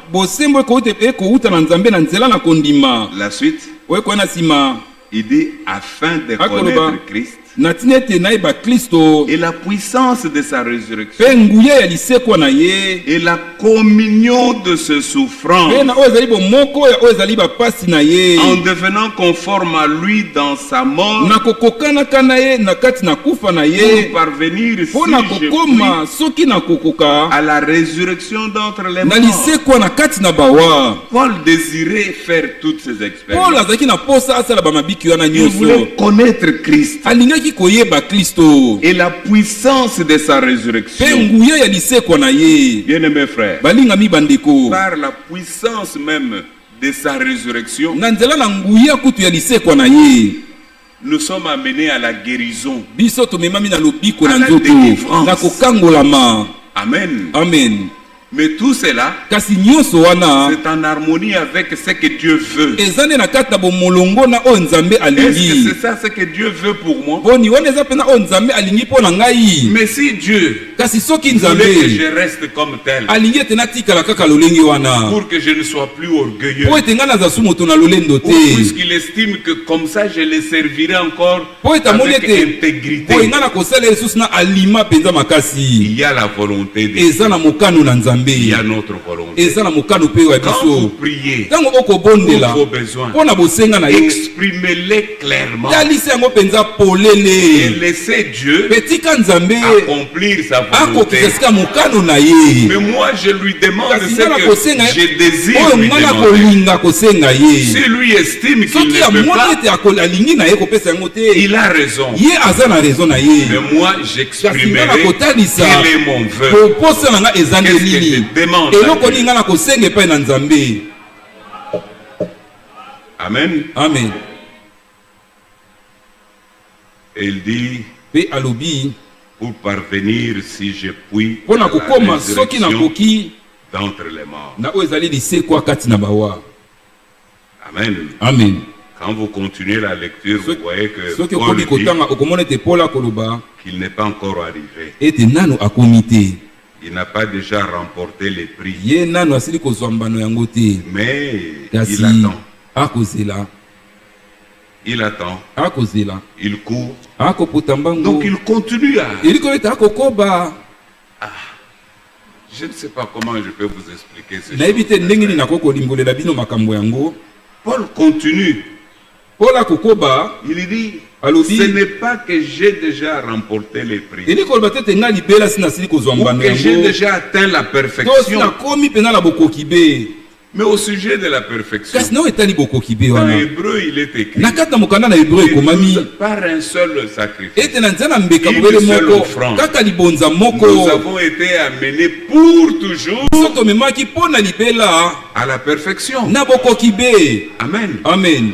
Mais maintenant, de quelle perfection Paul parle? C'est plus que Paul, jusque-là, il peut sentir certaines petites choses dans sa chair. La dernière chose qui va connaître la rédemption, c'est notre chair. Amen. À ce moment-là, s'accomplit la parole qui dit, nous serons semblables à lui. Et que le même éclat de gloire qui sera sur notre Seigneur revenant, le même éclat de gloire sera aussi sur nous qui partirons avec lui. Amen. Amen. Alors Paul dit, il dit, ce n'est pas que j'ai déjà remporté les prix, ou que j'ai déjà atteint la perfection, mais je cours. Amen. Amen. Je cours. Qu'est-ce qu'il fait par cela? qu'est-ce qu'il fait? eloko nini ya kosala Puisque tout est grâce. po ete nyonso ezali ngolu Mais puisque nous sommes enfants de Dieu, kasi po ete tozali bana na nzambe nous voyons ce qui nous manque. tokomona oyo kozanga kati na Nous biso prions Dieu. tokobondela Nous lui nzambe demandons. tokosenga ye. Moi, lorsque j'étais confronté à cette histoire, nga ntango nakutanaki na likambo wana il faut prier, oyo esengeli kobondela et même pour vos adversaires. ata mpona banguna na bino Ça a été difficile. ezalaki pasi Mais c'est ce que la parole veut que je fasse. kasi yango nde liloba ekosenga elingi nga N'est-ce nasala pas? boye te C'est ce que la parole veut que vous fassiez. yango nde tous. liloba esengi ete bino bosala Nous tous. biso banso Même quelqu'un qui te cherche noise au travail. ata moto akotungisa akolukolo makambo na mosala Rentre chez toi. zonga epai na yo Parle-en au Seigneur. lobela yango epai na nkolo amen Dis-lui dans la prière. yebisa yango kati na Je n'ai libondeli rien fait à cet homme. nga nasalangi eloko te na moto oyo Voilà, une fois il a fait ça. kasi tala mbala moko asali boye asali boye asali boye Ne comptez pas cela pour un frère. nde Ne comptez pas cela pour un frère. akotanga yango te mpo na ndeko moko Un frère t'a fait en 1992. ndeko moko asalaki oyo likambo moko na Il t'a 1992 fait quelque chose. asalaki eloko moko Nous sommes en 2018. lelo toza na 2018 Quand tu es poussé à bout, tu lui dis, ntango okomi na suku oyebisi ye tu sais, tu m'as fait ça en oyebi 1992. tala osalaki nga likambo na Et 1992 en 97, mpe na 97 tu as encore fait. osalaki yango lisusu En 2010, na 2010 tu as fait la même chose. osali eloko Je wana t'en ai parlé. nalobelaki yango Maintenant, trop c'est trop. sikoyo eleki Non, mais comment ça, frère? te ndenge wana te Comment bandeko ça? S'il y a des pensées comme ça qui nous visitent, soki eza na makanisi ndenge wana ekotala biso confions-les au Seigneur. totalisa yango epai na nkolo Quel que soit ce qu'il t'a fait, ata eloko nini asali ce yo frère-là, ndeko de la wana même manière lolenge kaka que moko Dieu nous a pardonné nos oyo offenses, nzambe alimbisi biso mabe na biso et il nous a appris à prier en disant, mpe alakisa biso na kobondela kolobaka pardonne-nous nos offenses. limbisa biso mabe na biso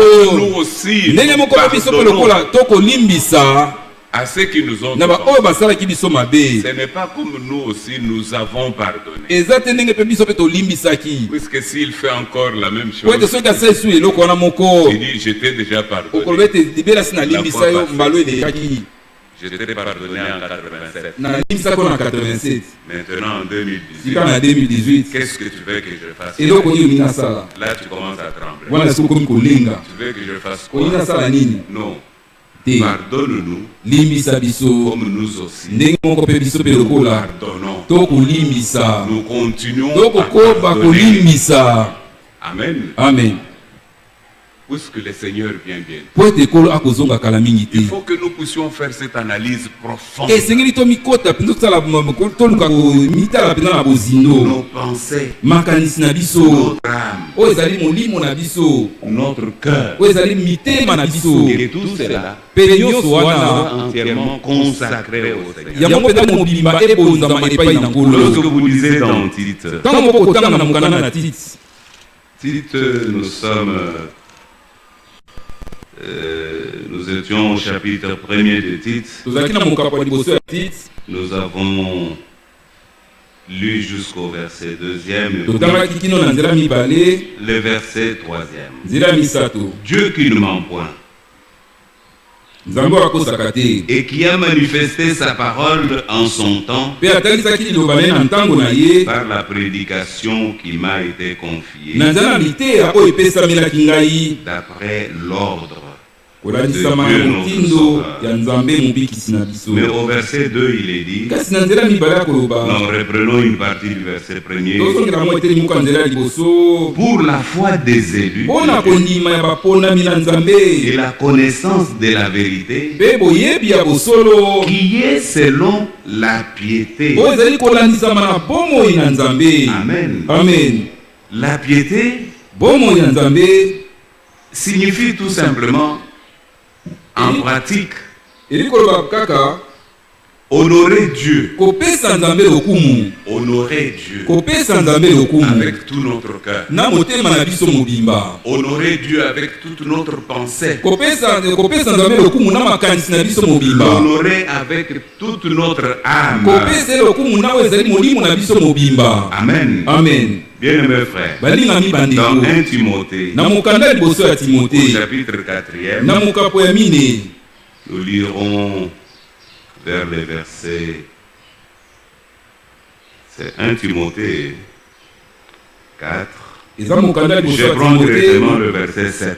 nzela mokapo ya mine nzela ya sambo Repousse les contes profanes et absurdes. nde boya tobwakisa oyo ezali bamasapo ya pamba oyo eza na ntina te Exerce-toi à la piété, mipesa na bomoi na Nzambe car l'exercice corporel est utile à peu de choses, pamba te ngalasisi ya nzoto eza nango na ntina mpona makambo moke kaka tandis que la piété zoka nde bomoi na Nzambe est utile à tout, eza na ntina na nyonso ayant la promesse de la vie présente kozalaka na elaka ya bomoi oyo ya lelo et de celle qui est à nde na venir. bomoi oyo ezali koya C'est là une parole certaine wana nde eza nde liloba moko mpenza ya solo entièrement digne d'être mpe reçue. mobimba mpenza esengeli eyambama Alors il dit, nde na boya nous koloba travaillons en effet tokosala na bongo et nous combattons mpe tokobunda parce que nous mettons notre espérance dans le Dieu vivant, pamba te tokotia eliki na biso kati na Nzambe na bomoi qui est le sauveur de tous, ye oyo azali mobikisi ya bato banso de tous les ya hommes, bato banso principalement de kasi croyants. mingi koleka ya bandimi Déclare ces choses, tatola makambo oyo enseigne. teya yango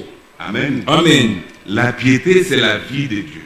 piété eza nde bomoi na Nzambe Donc, que l'homme soit amené elingi koba ete moto amemama à manifester la vie de Dieu. ya kotalisa bomoi na Nzambe Il faut s'y appliquer. esengeli komipesa na yango Il faut s'y appliquer Et c'est dans comme la ça, lecture des Saintes Écritures, na kati na botangi ya makomi mosantu dans la prière. na kati na mabondeli Vous lisez une parole, otangi liloba moko elle vous touche, mpe esimbi yo na vous motema entrez dans les secrets de votre ozongi chambre, na kati na sekele ya chambre na yo priez Dieu. mpe obondeli vous Nzambe lui demandez osengi epai na ye de rendre vivante cette écriture-là ete en vous. akomisa na bomoi likomi oyo na kati na yo Amen. amen Le sang qui a coulé makila oyo etangaki a purifié aussi notre yango cœur. epetolaki mpe mitema na biso Ce sang a purifié toute notre pensée. makila yango epetoli makanisi na biso mobimba Et il nous rend capables d'aimer Dieu mpe ekopesa biso makoki ya kolinga Nzambe ya kopesa lokumu avec un cœur sincère. na motema moko mpenza ya sembo Amen. amen Bien-aimés frères. balingami Et bandeko c'est de cette manière que la vie de Dieu mpe eza nde na lolenge wana ete bomoi na Nzambe se transmet en nous nde ekomipesa epai na biso et se manifeste petit à petit. epe ekotalisama mpenza moke Nous manifestons la vie de Dieu. tokotalisa bomoi na Nzambe Hein? Nous manifestons la vie de Dieu. tokotalisa bomoi na Nzambe Donc, la vie de piété, c'est tout un exercice. elikomi ete bomoi na Nzambe eza mpenza ngalasisi mobimba L'exercice passe par la méditation de la parole oyo ekolekana na kobanda na kotanga liloba et la prière, mpe mabondeli amen demandant que Dieu kosengaka ete Nzambe accomplisse en nous akokisa na kati na biso sa volonté, oyo ezali mokano na ye que nous devenions comme lui. ete tokóma ndenge moko na ye Amen. amen Bien-aimés frères. balingami bandeko Maintenant, lorsque vous lisez dans 2 Corinthiens, sikata moko kotanga na mokanda mibale ya bakorintien 2 Corinthiens, mokanda mibale ya bakorintien je prends le verset, le chapitre 2, nakoza mokapo ya mibale le dernier verset, c'est le verset 17. nzela ya suka eza ni nzela ya zomi na sambo Il dit, car nous ne falsifions point la parole de Dieu. akoloba ete pamba te biso tokobongola to tokobebisa liloba la Nzambe te Non, nous ne falsifions point la parole de Dieu, biso tokobongola liloba la Nzambe te comme font plusieurs. ndenge bato ebele bakosala Mais c'est avec sincérité kasi ezali na bosembo nyonso Mais c'est de la motema part de Dieu. kasi ezali ewuta epai na et Nzambe nous parlons ete biso tokoloba en Christ kati na devant Kristo Dieu. liboso na Nzambe Bien-aimés frères, balingami bandeko Paul, lorsqu'il écrit ça, Paulo ntango akokoma likambo oyo il dit d'abord akoloba yango liboso au verset 14, na nzela ya zomi na mine il dit, akoloba grâce soit rendue à Dieu angoluma zonga epai na Nzambe qui nous fait toujours triompher en Christ. Amen. O akolongisa biso tango nyonso kati na Et Kristo. qui répand par nous Pe akosopa na nzela na biso en tout lieu na bisika nyonso. l'odeur de sa Oyo ezali connaissance. solo ya boyebi na ye. Amen. Amen. Il faut que Esengeli par ete nous, na nzela na biso les gens qui nous approchent, bato oyo bakopusa na pembeni na biso on ne va pas leur demander quand tu as approché les frères là. tokotuna bango te ntango opusanaka pembeni na Comment ndeko tu wana les trouves? yo omonaki ndenge Non, nini non, te. Non. Ce que Dieu fait en lui, oyo nzambe akosala na kati na il n'y ye a que lui seul qui le sait. eza bobele kaka ye moko nde ayebi yango.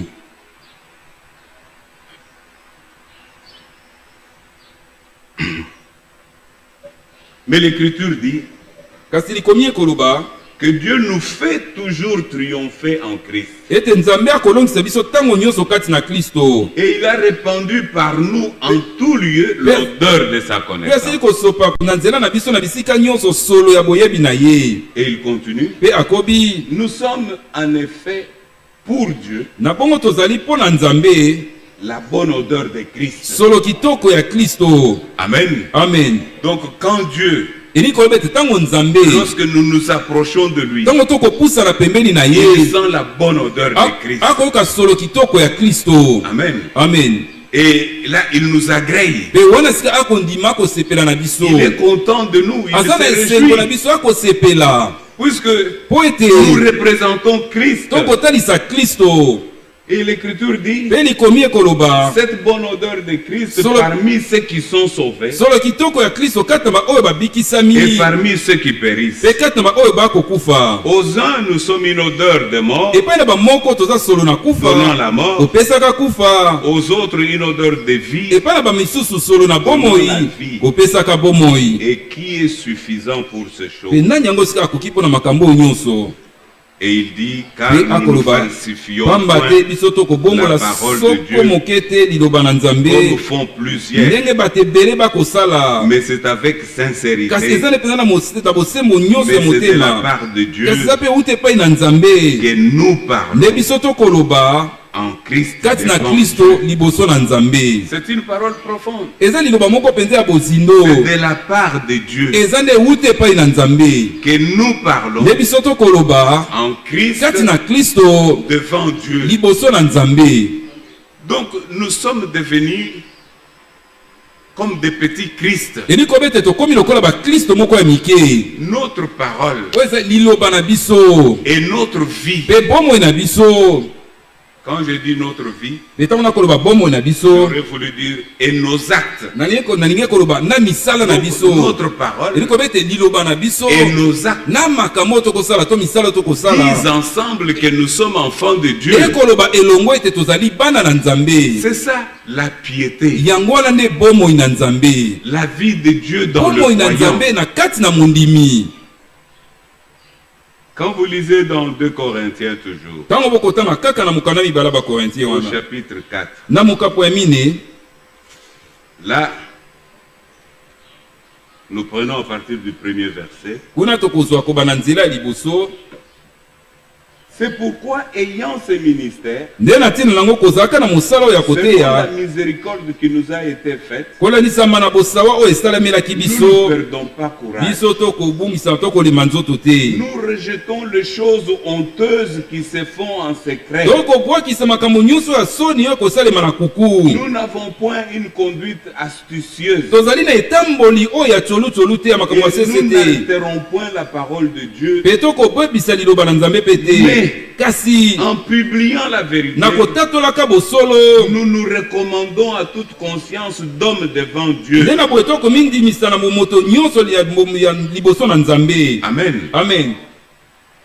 Il est impossible de se rendre recommandable Ekoki kosalema te te omindimisa par d'autres moyens. na banzela mosusu. Surtout lorsqu'il s'agit de se rendre recommandable devant le peuple de Mingi Dieu. koleka soki olingi ete omindimisa liboso na libota na nzambe. Il n'y a pas d'autre moyen. Nzela mosusu ezali te. Ce sera toujours par notre propre vie. Ekozala eza kaka na nzela na bomoi na biso. Les œuvres que nous manifestons. Misala oyo tokotalisa. Bien-aimés frères, Balingami bandeko. dans Tito chapitre 3e, Na mokanda na Tito mokapo na misato. nous allons bientôt terminé. kala mingi te tozosilisa. Tite au chapitre 3e. Tito mokapo na misato.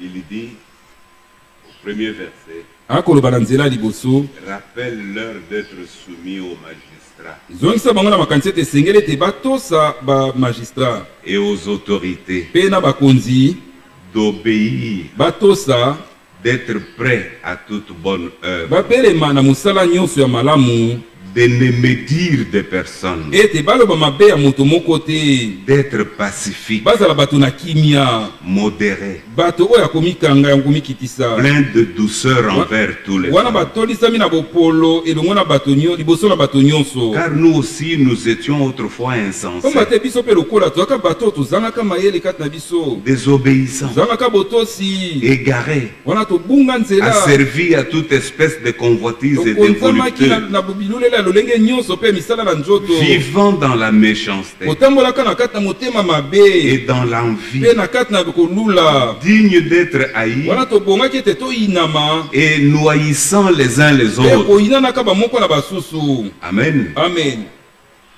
Paul écrit à Tite, il dit, mpola kokomela tita koloba, recommande-les de vivre comme cela, nde na dans boye l'obéissance. yebisa bango batambola boye kozala na kama na Ne botosi les boyeboye, méprisez pas. kasi botiola bango Puisque te nous aussi, po ete biso mpe lokola autrefois, kalakala nous étions peut-être pires que eux. tozalaka ta mosusu mabe koleka bango. Amen. Amen. Nous haïssons nous-mêmes, wana koyinaka les uns les autres. koyinanaka biso moko bamoko na basusu, Ça, nous sommes passés par là. wana toleki wana biso banso Il y a eu des haines.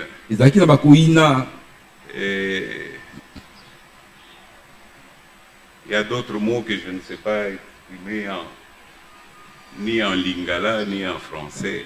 eza na maloba mosusu nayebi te soki eza na lingala to na français. Mais ce sont des choses parmi les hommes. Hein. eza makambo esamaka kati na bato. Tu vois, comme mon frère a porté sa chemise noire avec cette cravate, eza lokola ndeko na ngai alati chemise oyo ya noir na cravate oyo, peut-être que tu travailles avec lui. ntango mosusu yo osalaka mosala elongo na ye, bosalaka esika Tu moko, dis, mais lui, il est toujours chic. obi ye ntango nyonso ali kaka peto. En Chiluba, on appelle ça loubabu. Comment ça se dit en lingala, frère? Loubabu, c'est-à-dire kobeta motema, voilà. Hein? Kobeta motema na eloko moninga. Oui, c'est ça. C'est à peu près ça. Jalousie. Ah, eza lokola neti mwa zuwa. Nous avons été comme cela. Biso nyonso tozalaka bongo, Mais l'écriture dit, kasi likomi ekoloba verset 4, na nzela mine, mais lorsque la bonté de notre Dieu, kasi ntango sika bolamu ya La bonté nzambe na de biso, Dieu. bolamu ya nzambe notre Sauveur, mobikisi na biso et son amour pour les hommes ont été manifestés. mpe bolingo na ye mpo na bato masila Il ekotalisama, nous a sauvés, asila ekobikisa non biso, à cause des œuvres de justice que nous aurions faites, wana te na nzela wana te na ntina na misala boyenge beno biso toyebaki na kosala, mais selon sa miséricorde, kasi kolandisama na bosawa na ye, par le baptême de la régénération naza na libatisi ya kozongisa masika et le renouvellement du Saint-Esprit. mpe kozongisa masika ya elimu mosantu Il a répandu oyo asili kosopa sur nous avec likolo na abondance biso na kofuluka par Jésus-Christ, na nzela na yesu kristo mobikisi na biso, afin que justifiés par sa grâce, na te ete wana tosembolisami na nzela na ngolu na ye, nous devenions en espérance toyebana kokóma kati elikia héritiers de la vie wana éternelle. basangoli ya bomoi na seko. Cette parole est certaine. liloba oyo ezali mpenza ya solosolo. Amen. Amen. Je vais lire une autre écriture. nalingi natanga likomi mosusu, C'est dans 2 Timothée, eza na mokanda mibale ya timote, 2 Timothée chapitre 2. mokanda mibale ya timote mokako na mibale, Je lis directement le verset 19. na kotanga mbala moko na nzela zomi na libwa, C'est comme une conclusion. eza lokola kosukisa makambo. Paul écrit à Timothée, il lui dit, mpola kokomela timote akoloba néanmoins, ata kobongo les solides fondements de Dieu restent debout, mopoko mpenza ya makasi ya nzambe ekotikala kaka ya kotelema, avec ces paroles qui lui servent de sceau, elongo na maloba oyo eza lokola elembo, Donc ça c'est un absolu de Et Dieu. nous ete eloko moko eza ya sukisa pena ipa na Il a Nzambe. placé un fondement Atie moboko moko qui ne peut être renversé o par qui que ce o moto soit. moko te azala nani ya kobebisa yango to Et ces kopesa yango. fondements, Pe moboko yango c'est scellé par des paroles. ekangami na maloba moko. Et que disent ces Pe paroles? maloba yango makoloba Il nini? dit, Akoloba le Seigneur connaît ceux qui lui appartiennent. nkolo ayebi baoyo bazali ya ye. Et quiconque prononce le nom du Seigneur, Pe oyo kani akotanga nkombo na nkolo qu'il s'éloigne de l'iniquité, akende mosika na lisumu na nko ça ne peut pas changer. ekoki kobongwana te. Ça, c'est le sceau de Dieu. Oyo eza nde elembo na Nzambe. Et ce sceau, Pe elembo yango ce sont ces paroles qui ont scellé ces fondements-là. eza nde maloba na oyo esili kokanga moboko yango. Paul écrit néanmoins les solides fondements de Dieu Mpona restent kokoma debout. akoba ete moboko ya makasi ya Nzambe kotikala ya Personne kotelema. ne les renversera. Moto moko te akokweyisa yango. Le Seigneur connaît ce qui lui Nkolo appartient. ayebi baoyo bazali ya Et ye. quiconque prononce le nom du Pe Seigneur, oyo kani akobimisa nkombo na nkolo qu'il s'éloigne de akende l'iniquité. mosika na lisumu na nko. Amen. Amen. Si quelqu'un Soki moto moko prononce le nom du Seigneur, akotanga nkombo na nkolo mais il vit kasi akobika dans cette espèce de porcherie-là. na kati na bomoi wana ya salite wana Non, c'est clair. wana eza polele. Tout ce qu'il peut nous dire, non, moi je suis fils de Oyo Dieu. nyonso kokoyisa so Moi, nga je naza mwana Nzambe nga naza j'irai au ciel. o nga nakoke na lola. Nous ne tenons pas compte de tout ça. Biso tokoki mpe kutu makambo wana nyonso te. Nous ne discutons même pas avec lui. Tokosala kutu na ye te. C'est un fondement Eza moboko moko qui ne peut pas être bougé. oyo bakoki koningisa Ce ekoki sont koningana les te. paroles de Dieu. Eza nde maloba na Nzambe. Amen. Amen.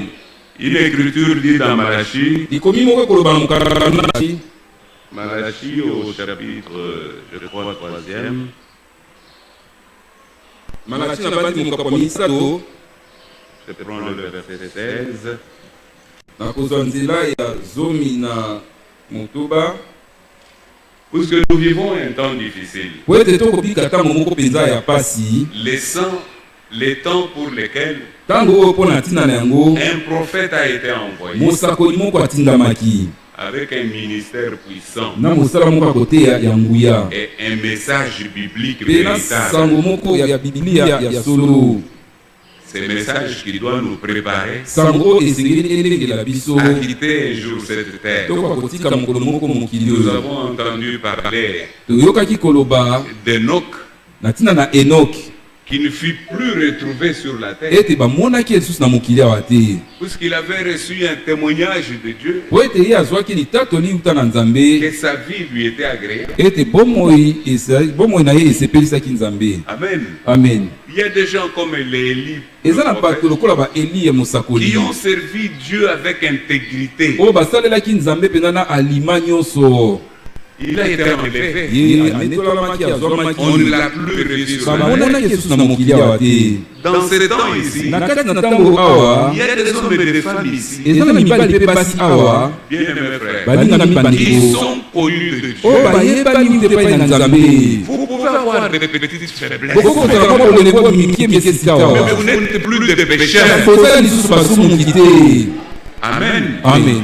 Nous ne sommes plus pécheurs. biso tozala lisusu basumuki te. Puisque l'offrande du sacrifice du corps de Jésus-Christ, liboza ya nzoto na Yesu Kristo une seule offrande, libonza kaka moko nous a amenés pour toujours. yango ememaki biso mpo na libela na bokoki te.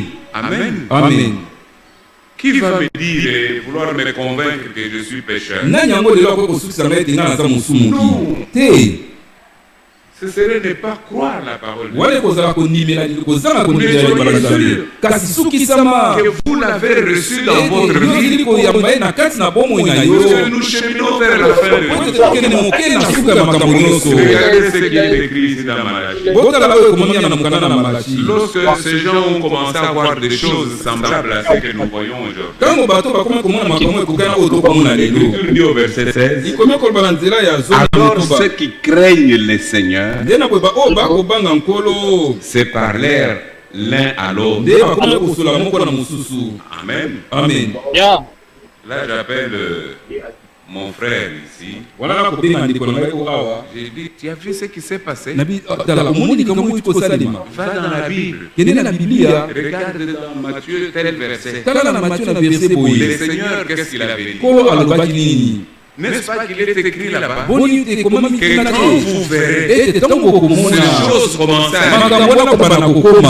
élevez vos têtes. Botongo la mitona na bino. Amen. Amen. Puisque vous n'aurez plus beaucoup de Ko temps. kokoza na ntango mingi. Alors ceux qui craignaient l'Éternel, Nena kwa kwa ibaza banga ngolo. Ne ba meme ko bana mona mususu. et le Seigneur fut attentif, Pe kola za kina bokebi. il écouta. Ayokaki. Ne vous mêlez pas à ce qu'ils font là. Abosanga na ko sala wana. Le Seigneur a les regards sur nous. Kolo miso neza likolo na biso. Ce que nous faisons, il Oh voit. nyonso ko sala komona. Il fut attentif. Akomete ya sala bokebi. Et il écouta. Pe ayokaki. Et un livre de souvenirs fut écrit devant lui. Pe mokanda moko alikanisi fungoma ekomama liboso na ye. Pour ceux qui craignent l'Éternel Mpona baoyo bakobanga nkolo.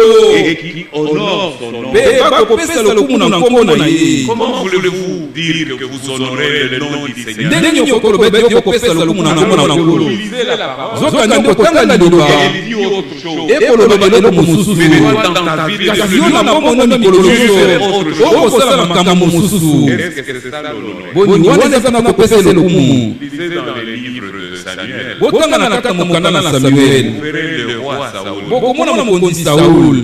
C'est le Seigneur qui l'a pris. Kono ya azwaki Il ye. a dit au prophète, oint les rois. Alobaki na mosakoli pakole lokola mokonzi. Il parlait en langue et il Alakoloba bakona na disait sika asakolaki. sans aucune importance. Wana ezalaki ata na ntina moko te. S'il n'y a pas de crainte de Dieu dans votre cœur, Soki bobangi nzambe ezali te kaka na motema na yo. mais tout ce que vous pouvez faire Nyonso oyo okoki kosala ne peut être qu'une onction, le produit d'une onction. ekoki kozobele kaka mwa epakoli moko likolo na Et yo. l'onction passe. Pe epakoli elekaka na yango. Amen. Amen. Comme tout le reste passe lokola aussi. nyonso etikali mpe ekoleka na yango. La prophétie passe. Lisakoli elekaka na Le yango. don, je ne sais pas quel don. Makabo nayebi te likabo Tout nini. cela passera. Nyonso ekoleka na yango. Mais Kasi la parole du Seigneur liloba na nkolo demeure éternelle. etikaka libela na libela. Amen. Amen. C'est pour cela, bien-aimé, Nde na ntina nango balingami il faut rentrer dans la profondeur. ezengeli kozonga na kati na bozindo. Il ne faut pas se contenter aller à la recherche des dons. esengeli te kosepela kaka kokende koluka kaka makabo. Il y a des gens qui ont répandu un peu partout eza na bato bapandi mwa bisika nyonso que les frères Nono ne croient pas dans les dons. ete ndeko nono andimelaka makabo te. Mais je prêche, c'est par quoi? kasi na kote eza na kote na nzela na nini. C'est parce que j'ai fait des grandes études eza de po théologie. eza po ete nasali bakilasi nini na théologie Non, non, non. te. C'est un don. eza likabo. Amen. Amen. Je crois dans le don. nandimelaka makabo. Je marche, je suis vivant. nakotambola naza na Il y a bomoi. des frères eza na bandeko qui ont prié pour moi, babondela mpo na qui ngai. m'ont fait l'onction d'huile. basalaka ngai bakolanga na mafuta. C'est là plus de 10 ans. esali koleka bambula zomi. Et je suis là. mpe nazali wana. Amen. amen. Je crois. nga nandimelaka. Mais même le prophète lui-même, ata mosakoli ye moko il a ordonné les dons nde atiaki makambo na molongo pour que po ete les choses qui ne doivent pas se faire dans l'église po ete makambo esalemaka te makambo esengeli esalemaka na eklezia esalama te. lorsque les gens manifestent les dons, ntango bato bakoki kotalisa makambo nous devons prendre les Écritures esengeli tozwa makomi pour mettre l'ordre dans les dons. mpona kotia molongo kati na makambo. Amen. amen. Mais je n'ai pas encore vu quelqu'un manifester les dons ici. kasi ana namoni moto kotalisa likabo te. Ne recherchez pas ces choses. boluka makambo wana te. Si Dieu vous voit, soki nzambe amoni yo exerçant un don, osalaka likambo moko il va vous les donner. akopesa yo yango. Puisque ce sera bon po ete kozala malamu pour l'église tout entière. mpona eklezia mobimba. Amen. amen. Que Dieu nous fasse grâce. Zambia sala biso ngulu. Vraiment que Dieu nous fasse grâce. Zambia sala biso ngulu. Et l'écriture continue. Pe komi koba na nzela zo ya sango. Ils seront à moi, dit l'Éternel des armées. Bako sala ngai lobi ya wana mambinga. Ils m'appartiendront au jour que je prépare. Bako sala ngai na mokolo na kobongisa. J'aurai compassion de Nana kokela bango mawa. comme un homme a compassion de son fils qu'il est. Ndenge moto kela mama na mwana na kosalela Et ye. vous verrez de nouveau la différence. Pe susu bokomona fokeseni. Amen. Amen. Il faudra qu'à la fin de toute chose, Esengeli la na susu différence makambo nyonso esengeli etalisama. Amen. Amen. Et vous verrez de nouveau la Pe différence bokomona fokeseni. entre les justes et les méchants, Kati na muntu na sembo pe na muntu entre kana. celui qui sert Dieu Kati na o akosalela Nzambe. et celui qui ne le Pe sert. na o akosalela ye. Maintenant, Sikawa nous ne voyons pas cette différence. tokomona bokeseni yango te. Mais au temps marqué, Kasi na ntango c'est ekobani très bientôt. eza calamité te. Lisez dans les actes des apôtres, Botanga na kaka mokanda na misala na bakoma chapitre 4, na mokapo na mine pe ya mitano. vous verrez que Bokomona ete déjà en ces temps-là, libela na ntango wana Dieu avait manifesté la différence Nzambe alisaki bokeseni entre ceux qui lui appartenaient, kati na bango bazalaki ya qui ye le servaient, oyo bazalaki kosalela et ye ceux qui n'étaient pas à lui. mpe na baoyo bazalaki ya ye Au te point que la Bible écrit kino ete bia ekomi que aucun de ces autres n'osait s'approcher. ete moko te bato azalaki komeka kopusana. Donc, vous voyez, il y avait les bokomona ete autres ezalaki na bamisusu et il y avait les apôtres du ezalaki na Seigneur. batoma na nkolo. Lorsque Dieu a commencé à se manifester parmi les siens, ntango nzambe abandisaki komitalisa mpe na baboya aucun ye des autres moko te ya bamisusu ne pouvait oser s'approcher. akeke komeka kopusana pembeni na Ils bango. voyaient la puissance de Dieu. bazali komona nguya ya nzambe kembo na nzambe. Simon Pierre, Simon Pierre qui parle avec la femme de... C'est la femme de qui les deux qui ont imité Ananias. Voilà. Est-ce que c'est vraiment ces prix boniza na talo oyo que vous avez vendu votre champ? debele botikaki elanga na bino Il dit oui, c'est abia vraiment solo celui-là. eza na talo Nous wana n'avons rien retenu. biso tobombi eloko momo te. Simon Pierre la regarde. Simon Pierre atali alobi Mais ça, c'est quel mauvais dessein abi oyo likanisi nini ya mabe oyo que vous avez mis en votre cœur de tromper, ete bosika kaka de motema na bino mentir au oyebana Saint-Esprit. kokosama momo Donc, mosala c'était Simon Pierre qui était là. ezalaki Simon Pierre nde azalaki Mais wana à ce moment-là, ce n'était pas Simon Pierre qui kasi parlait. na ntango wana ezalaki susu Simon Pierre nde azalaki koloba C'était le Saint-Esprit en ezalaki lui. molimo mosantu na kati na Nous ye cheminons vers cela. tokokende moke moke na makambo wana Une véritable oyo manifestation ezalaki kotalisa mpenza ya solo qui va révéler les fils oyo de Dieu. ekotalisa polele bana na nzambe Qui sont-ils? bango baza banani. Amen. Amen. Il y a un jour qui est préparé pour nous. eza na mokolo moko ebongisami mpo na Et biso ce jour-là mpe mokolo yango est très proche. eza pembeni. La puissance de Dieu nguya na nzambe va être rendue visible ekomona na sika ya polele dans son Église. na kati na eklezia na ye Toutes ces choses passeront. makambo wana nyonso makoleka Mais seule la parole de Dieu kasi bele kaka liloba na nzambe va demeurer éternellement. nde ekotikala na dela na dela. Nous allons nous tenir debout. tokotelema Nous allons chanter un chœur. tokoyemba nzembo moko Et puis nous allons prier. mpe na nsima tokobondela nkolo. Je voudrais qu'on chante na kolinga toyemba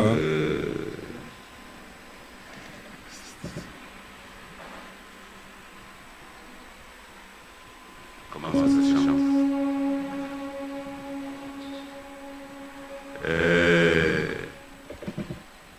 Excusez-moi, il faut qu'on trouve ces cantiques-là. kolingisa ngai sinema imona na toyemba.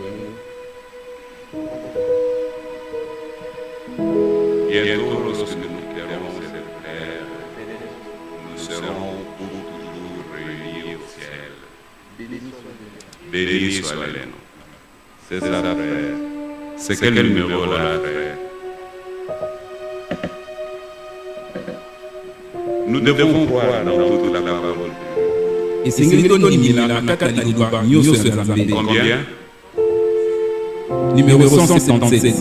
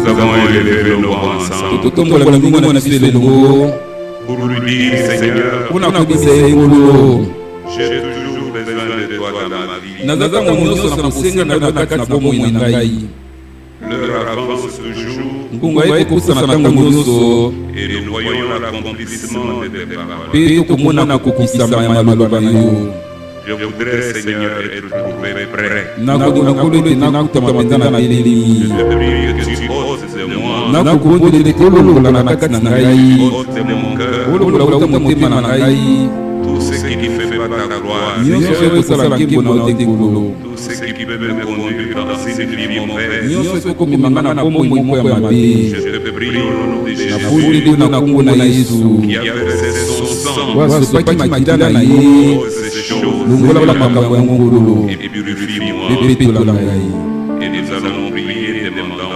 toujours, mpe tokondela kosenga Seigneur. kaka Élevons nos voix et prions. totombola ngomona mpe totombela